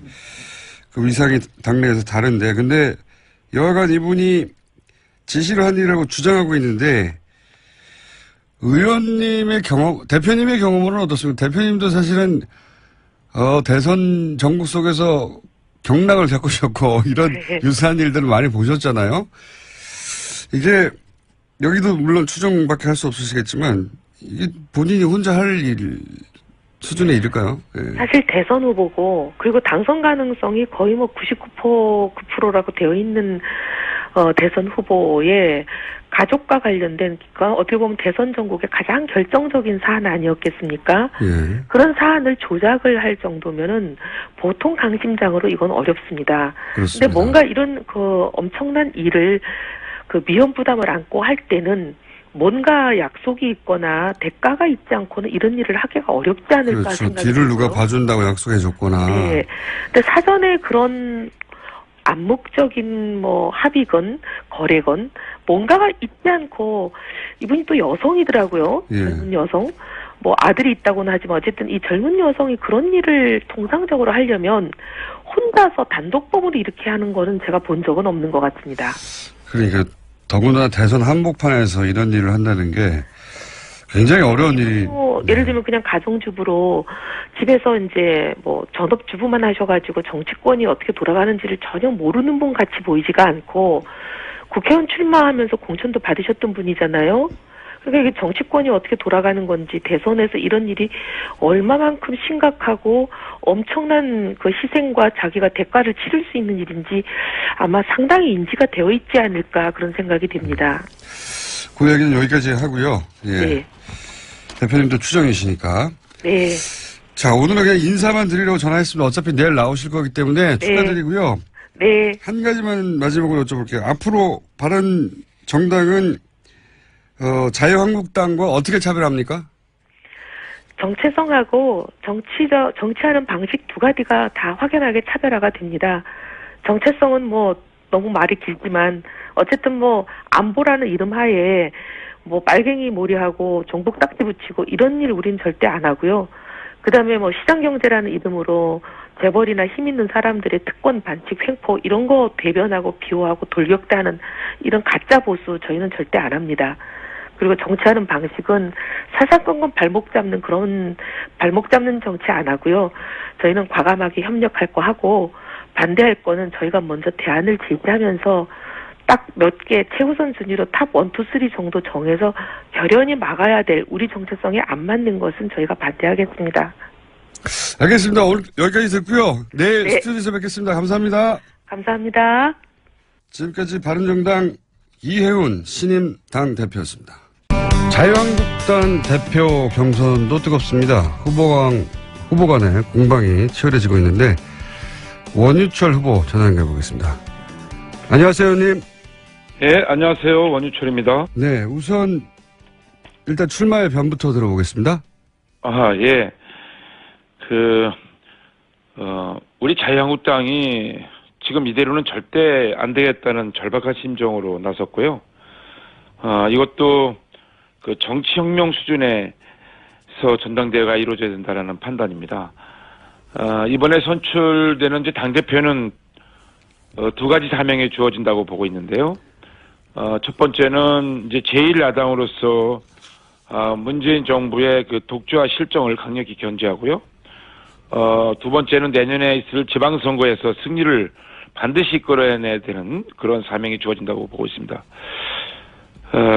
저희 자유한국당이 지난 대선에서 사실 대한민국 인구의 절반이 사는 수도권에서 3위를 했고요. 이 3위를 한 이후에는 그 20, 30대의 젊은 청년층 또 여성들이 안녕하세요, 김호준입니다. 천홍욱 관세청장이 취임 다음 날 서울 모 식당에서 최순실을 만나 열심히 하라는 말에 최선을 다하겠다 답했다는 보도가 어제 있었습니다. 이에 관세청은 최 청장이 취임 이후 다양한 외부 인사를 만난 과정에서 최순실을 한 차례 만난 사실이 있지만 최선을 다해 직무를 수행해서 신뢰받는 관세청이 되겠다는 포부를 밝히는 그런 일반적인 언급이었지 충성맹세는 사실이 아니라고 해명했습니다. 최 청장은 지난 2월 기재위 업무보고 때 최순실 관련 모든 의혹을 부인했었고 최근 한 언론과 인터뷰에서는 최순실과의 만남 자체를 처음에는 부인했었습니다. 물론 기억이 나지 않았을 수도 있습니다. 그런데 모든 해명을 굳이 곧대로 받아들이더라도 여전히 이해가지 않는 대목이 있습니다. 차관급인 관세청장이 국민에게 신뢰받는 관세청이 되기 위해 만나야 했던 외부 인사 중에 취임 바로 다음 날 만난 민간인이 왜 하필 최순실인 거죠? 최순실 씨 본인 설명에 따르면 임대업자에 불과한 민간인을 관세청장이 왜 만나서 신뢰받는 관세청이 되겠다고 포부를 밝히는 겁니까? 웃기지 않습니까? 김어준의 실소였습니다.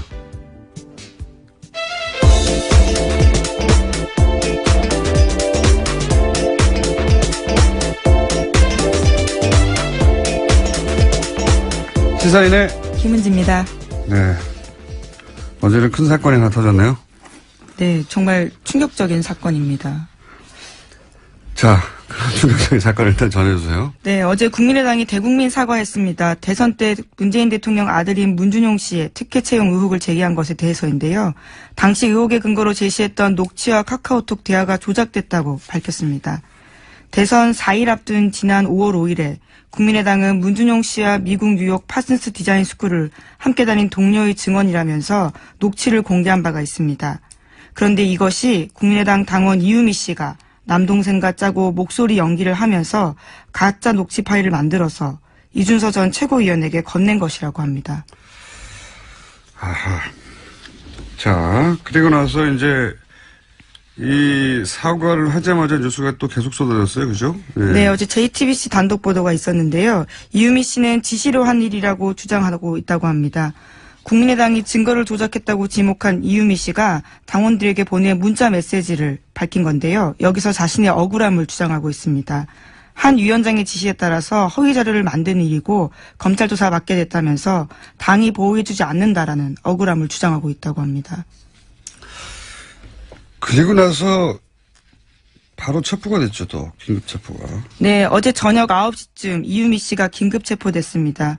공직선거법상 허위사실 공표 혐의인데요. 검찰 관계자는 참고인 신분으로 조사했는데 피의자로 전환해 조사할 필요성이 있고 긴급 체포 사유가 된다고 판단했다고 밝혔습니다. 그렇군요. 어제는 뭐 국민의당에서는 당연히 대국민 사과를 할 수밖에 없는 상황이긴 했는데 이제 이 검찰 수사를 통해서 이 사실이 밝혀졌다면 타격이 더 컸을 테니까, 네. 그나마 직접, 몇 시간이나 먼저 밝히는 게 낫다고 판단한 것 같고요. 그래서 사과 형식을 취해서 일종의 정치적인 화해 제스처죠. 예. 미안하다. 사과. 미안하다고 끝날 일은 아닌 것 같습니다. 그러긴 좀 너무 늦은 것 같아요. 왜냐하면 네. 대선이 끝난 게 이미 50일 가까이 됐고, 고소 맞고소가 있었던 게 오래 전인데, 물론 이제 당에서는 이 사실을 안 게 이틀 전이라고 발표를 하긴 했는데, 그러면 그 당사자가 지금 50일 가까이 혼자서 감당하고 있었던 얘기잖아요. 예, 납득하기 어려운 점이 있고. 오히려 알았지만 계속 타이밍을 봤다. 이렇게 설명한다면 말이 되죠. 그쪽에 훨씬 설득력이 있는데, 만약에 그랬다면은, 이제 당의 피해를 최소화하기 위해서 타이밍을 봤다는 거잖아요? 그렇다는 얘기는, 문준용 씨, 피해자인 문준용 씨의 어떤 피해나 심적 고통, 이거는, 당의 피해를 막기 위해서 그건 뒀다는 거잖아요. 그동안 50일 이상. 가해자의 이익을 위해서 피해자의 고통을 계속 방치한 거니까, 제가 보기엔 이건 당사자가 이 사과를 받겠느냐 하는 게 첫 번째 의문이고, 두 번째는 처음에는 평당원, 또 자원봉사자 이렇게 소개를 했단 말이죠. 근데 이유미 씨가 이제 전남 여수갑에 지난 총선 때 예비 후보였어요. 네, 출마 선언한 적이 있습니다. 네. 이용주 의원이 당선된 지역구입니다, 아마. 네, 제 기억으로는. 근데 이제 총선에 예비 후보로 출마를 했던 사람을 자봉이라고 했다는 사실 자체가 오히려 제가 보기에는 역풍 맞을 만한 해명인 것 같고, 예. 가능하면 축소하려고 했던 거죠, 의미를. 게다가 안철수 전 의원하고 카이스트 시절에 사제지간이었다고 지금 알려지고 있고. 네, 함께 책을 썼다라는 보도도 있습니다. 그리고, 진신 캠프에서 활동하면서 대표 저자로 책도 냈던 사람이에요. 예. 이렇게 되면 어떤 정치적 도의적 책임이 안철수 전 의원에게까지 미칠 만한 사안인 것 같고요. 가장 제가 보기엔 중요한 건 당에서는 자작이라고 발표를 했는데 본인은 이준서 전 최고위원이 시킨 일이라고 하고 있는 거죠. 행정부에서도 일을 했었습니다. 네, 대북 강경책으로 유명한 분이죠. 거의. 일본의 대북 정책과 거의 맥을 같이 하는 주장을 오랫동안 해왔던 분입니다. 네. 지금 우리 상황에서는 한국계이긴 하지만 전혀 반갑지 않은. 네. 오늘 여기까지 하겠습니다. 지금까지 시사인의 김은지였습니다. 감사합니다. 나라 걱정 이혜원 의원이 바른정당 당대표로 선출됐습니다. 잠시 연결해 보겠습니다. 안녕하세요, 의원님. 네, 안녕하세요. 이제 대표님이라고 불러야 되겠군요. 네. 아유, 네. 박근혜 전 대통령에게 핍박받던 불쌍한 정치인으로 이 뉴스공장에 처음 나오신 게 얼마 안 된 것 같은데, 네. 정말 그러네요. 예. 네, 이제 원내 정당의 당대표가 되셨습니다. 저희 뉴스공장 스태프들도 다 같이 축하드립니다. 아유, 감사합니다. 이거 네. 어깨가 무거워서 이게 축하 꼭 받을 만한 일도 아닌 것 같습니다. 내려오실 때 내려오더라도 일단. 네, 열심히 하겠습니다. 저도 개인적으로 이 정치 천연병 시절부터 제가 배워왔는데 당대표가 되신 날이 왔네요. 네. 네, 제가 초선일 때 뵀으니까. 오래됐습니다. 세월이. 예, 네. 그 사이에 많은 일도 있었고. 네. 근데 제가 바른정당 창당되고 나서 네. 의원님이 이제 당대표 나가시면 당대표 되실 거라고 나가시라고 당대표 되실 거라고 그랬던 기억 나십니까? 네, 그럼요. 많이 말씀하셨죠. 네. 근데 그때는 안 된다고 거절하셨다가 아니 거절이라기보다는 그럴 생각 없다고 하셨다가 왜 이번에는 꼭 당대표가 돼야 되겠다고 나가셨습니까? 당이 어려운데 제가 탈당하고 창당하면서 같이 가자. 이 어려운 길이지만 그래도 우리가 정치하면서 꼭 좋은 길만 갈 수는 꽃길만 갈 수는 없지 않냐. 어려운 길인데도 중요하고 의미 있는 길이니까 같이 가자 하고 제가 좀 설득을 해서 모시고 온 분들이 있었습니다. 근데 그분들이 저한테 그 말을 그대로 되돌려주면서 저한테 당신 혼자 살겠다는 거냐. 이렇게 막 얘기하실 때 뉴스 공장이나 하면서 네, 제가 혼자 살겠다는 거냐? 네, 그 말씀에 무릎을 꿇었습니다. 진짜 이게 아니구나. 더 이상 할 말이 없구나 했습니다. 네. 물론 제 말을 듣고 당대표 출마하신 건 아니지만 저는 알아봤습니다. 곧 당대표 그 되실 말도 거. 사실은 저한테 생각하는 계기를 줬는데 그 진행자의 그 말이 또 많은 사람이 저한테 전화해서 너만 살겠다는 거냐 하고 압박하는 계기가 됐습니다. 예, 저는 알고 있었어요. 당대표가 되실 거라는 걸. 자, 도와주십시오. 네. 당대표가 되셨으니까 저희 고정 코너는 이제 곧 문을 닫나요? 내일은 내일 제가 마지막 방송 하겠습니다. 네. 그럼 내일까지만 하고 그러면 네. 하태경 최고위원을 고정을 해야 되겠습니다. 네, 그렇게 부탁드릴게요. 박빙으로 사실 승부가 박빙이었어요, 그죠? 네. 생각보다 박빙이었고 어쨌든 그럼에도 불구하고 호남을 제외하고는 경선 기간 내내 1위를 하셨는데 네. 본인이 분석하는 승리의 비결은 뭡니까? 많은 분들이 이혜훈 하면 눈치 보지 않고 유불리 따지지 않고 그래도 자기가 생각하는 바를 늘 말해왔다 이렇게 인식은 해주신 것 같아요. 그리고 또 이 성격을 보시고 당이 어려운데 뭐 1000길 낭떠러지라도 10길 불속이라도 그런 거 안 따지고 뛰어드는 사람은 이혜훈 아닌가 이렇게들 좀 인정해 주신 것 같습니다. 이게 제 자화자찬입니다. 네. 저희는 저희끼리 자화자찬하겠습니다. 이게 다 뉴스공장 덕분이라고. 네, 네. 유승민 의원은 뭐라고 하시던가요? 당선 후에? 사실 어제 오후 늦게 선출이 됐고요. 그리고 이거 거짓말 안 못해서 지금까지 인터뷰가 한 30개쯤 이렇게 진행이 되다 보니까 사실 뭐 도저히 누구한테 연락을 한다 이게 불가능이었습니다. 그리고 전화통이 거의 불이 나서 한 1000몇백 개가 오니까 제가 누구한테 전화를 거는 일이 불가능이었습니다. 사실상. 네, 그랬을 것 같네요. 그래서 아직도 못 통화도 못 해보셨다고요? 예, 연락 자체를 못했습니다. 예. 네, 그거는 내일 수요일 날 나오실 때 네. 전해주시고요. 기왕 연결한 김에 인사만 하고 끊으려고 하다가, 네. 몇 가지 그랬던 또 여쭤봐야 될 것 같습니다. 네. 어제는 홍준표 전 경남지사 이야기가 화제였어요. 네. 정병국 전 대표가 자서전을 냈는데 그 내용 중에 바른정당의 입당 가능성을 타진을 당시 했었다. 이런 내용이 담겨가지고 논란이 되는데 혹시 아시는 건 좀 있으십니까? 사실 정병국 대표한테 직접 들은 얘기나 홍 전 지사에게 직접 들은 얘기는 없습니다. 근데 당시 예. 그런 소문이 좀 돌았던 건 맞고요. 소문 정도 돌았다. 예, 근데 소문이 돌 때 제가 이걸 일일이 확인하거나 사실관계 파악을 하거나 그러지는 않았고요. 소문이 돌았다 정도? 네, 근데 이제 이 책을 인용한 기사를 보면서 무슨 생각이 들었냐면 이 두 분 다 제가 한 직장에서 10수년 같이 지내온 굉장히 잘 아는 분들 아니겠습니까? 네. 한 공장에서 한솥 그렇게 오래 먹으면 사람에 대해서 정확하게 좀 알 수 있습니다. 네. 근데 이제 두 분의 그동안의 인품, 행보 이런 걸 보면 저는 정병국 의원이 사실이 아닌 말하는 걸 아직까지 보질 못했거든요. 그리고 정병국 의원이 사석에서 그런 말을 잘 하지 않고 굉장히 진지한 타입이에요. 진지하시죠. 네. 미스터 진지해요, 완전히. 예. 근데 그런 분이 책에다가까지 쓰신 말을 거짓말을 했을까? 저는 그렇게는 생각하지 않습니다. 하는 정도의 사실 이것도 당에서 자작이라고 발표하기에는 본인이 아니라고 주장하는 상황에서 무리수였던 것 같고. 근데 이제 이 대목부터 이제 저는 의문입니다. 이준서 최고위원 이 영입 1호로 청년 몫의 최고위원이 된 거란 말이죠. 최고위원이라고 하면 보통 우리가 다선 현역 의원 이렇게 생각하는데 이분은 그게 아니에요. 예. 30대에 그냥 청년 몫의 최고위원이 된 것이지 실제로 대선을 여러 차례 겪어본 다선이거나 또는 현역 의원이거나 아니란 말이죠.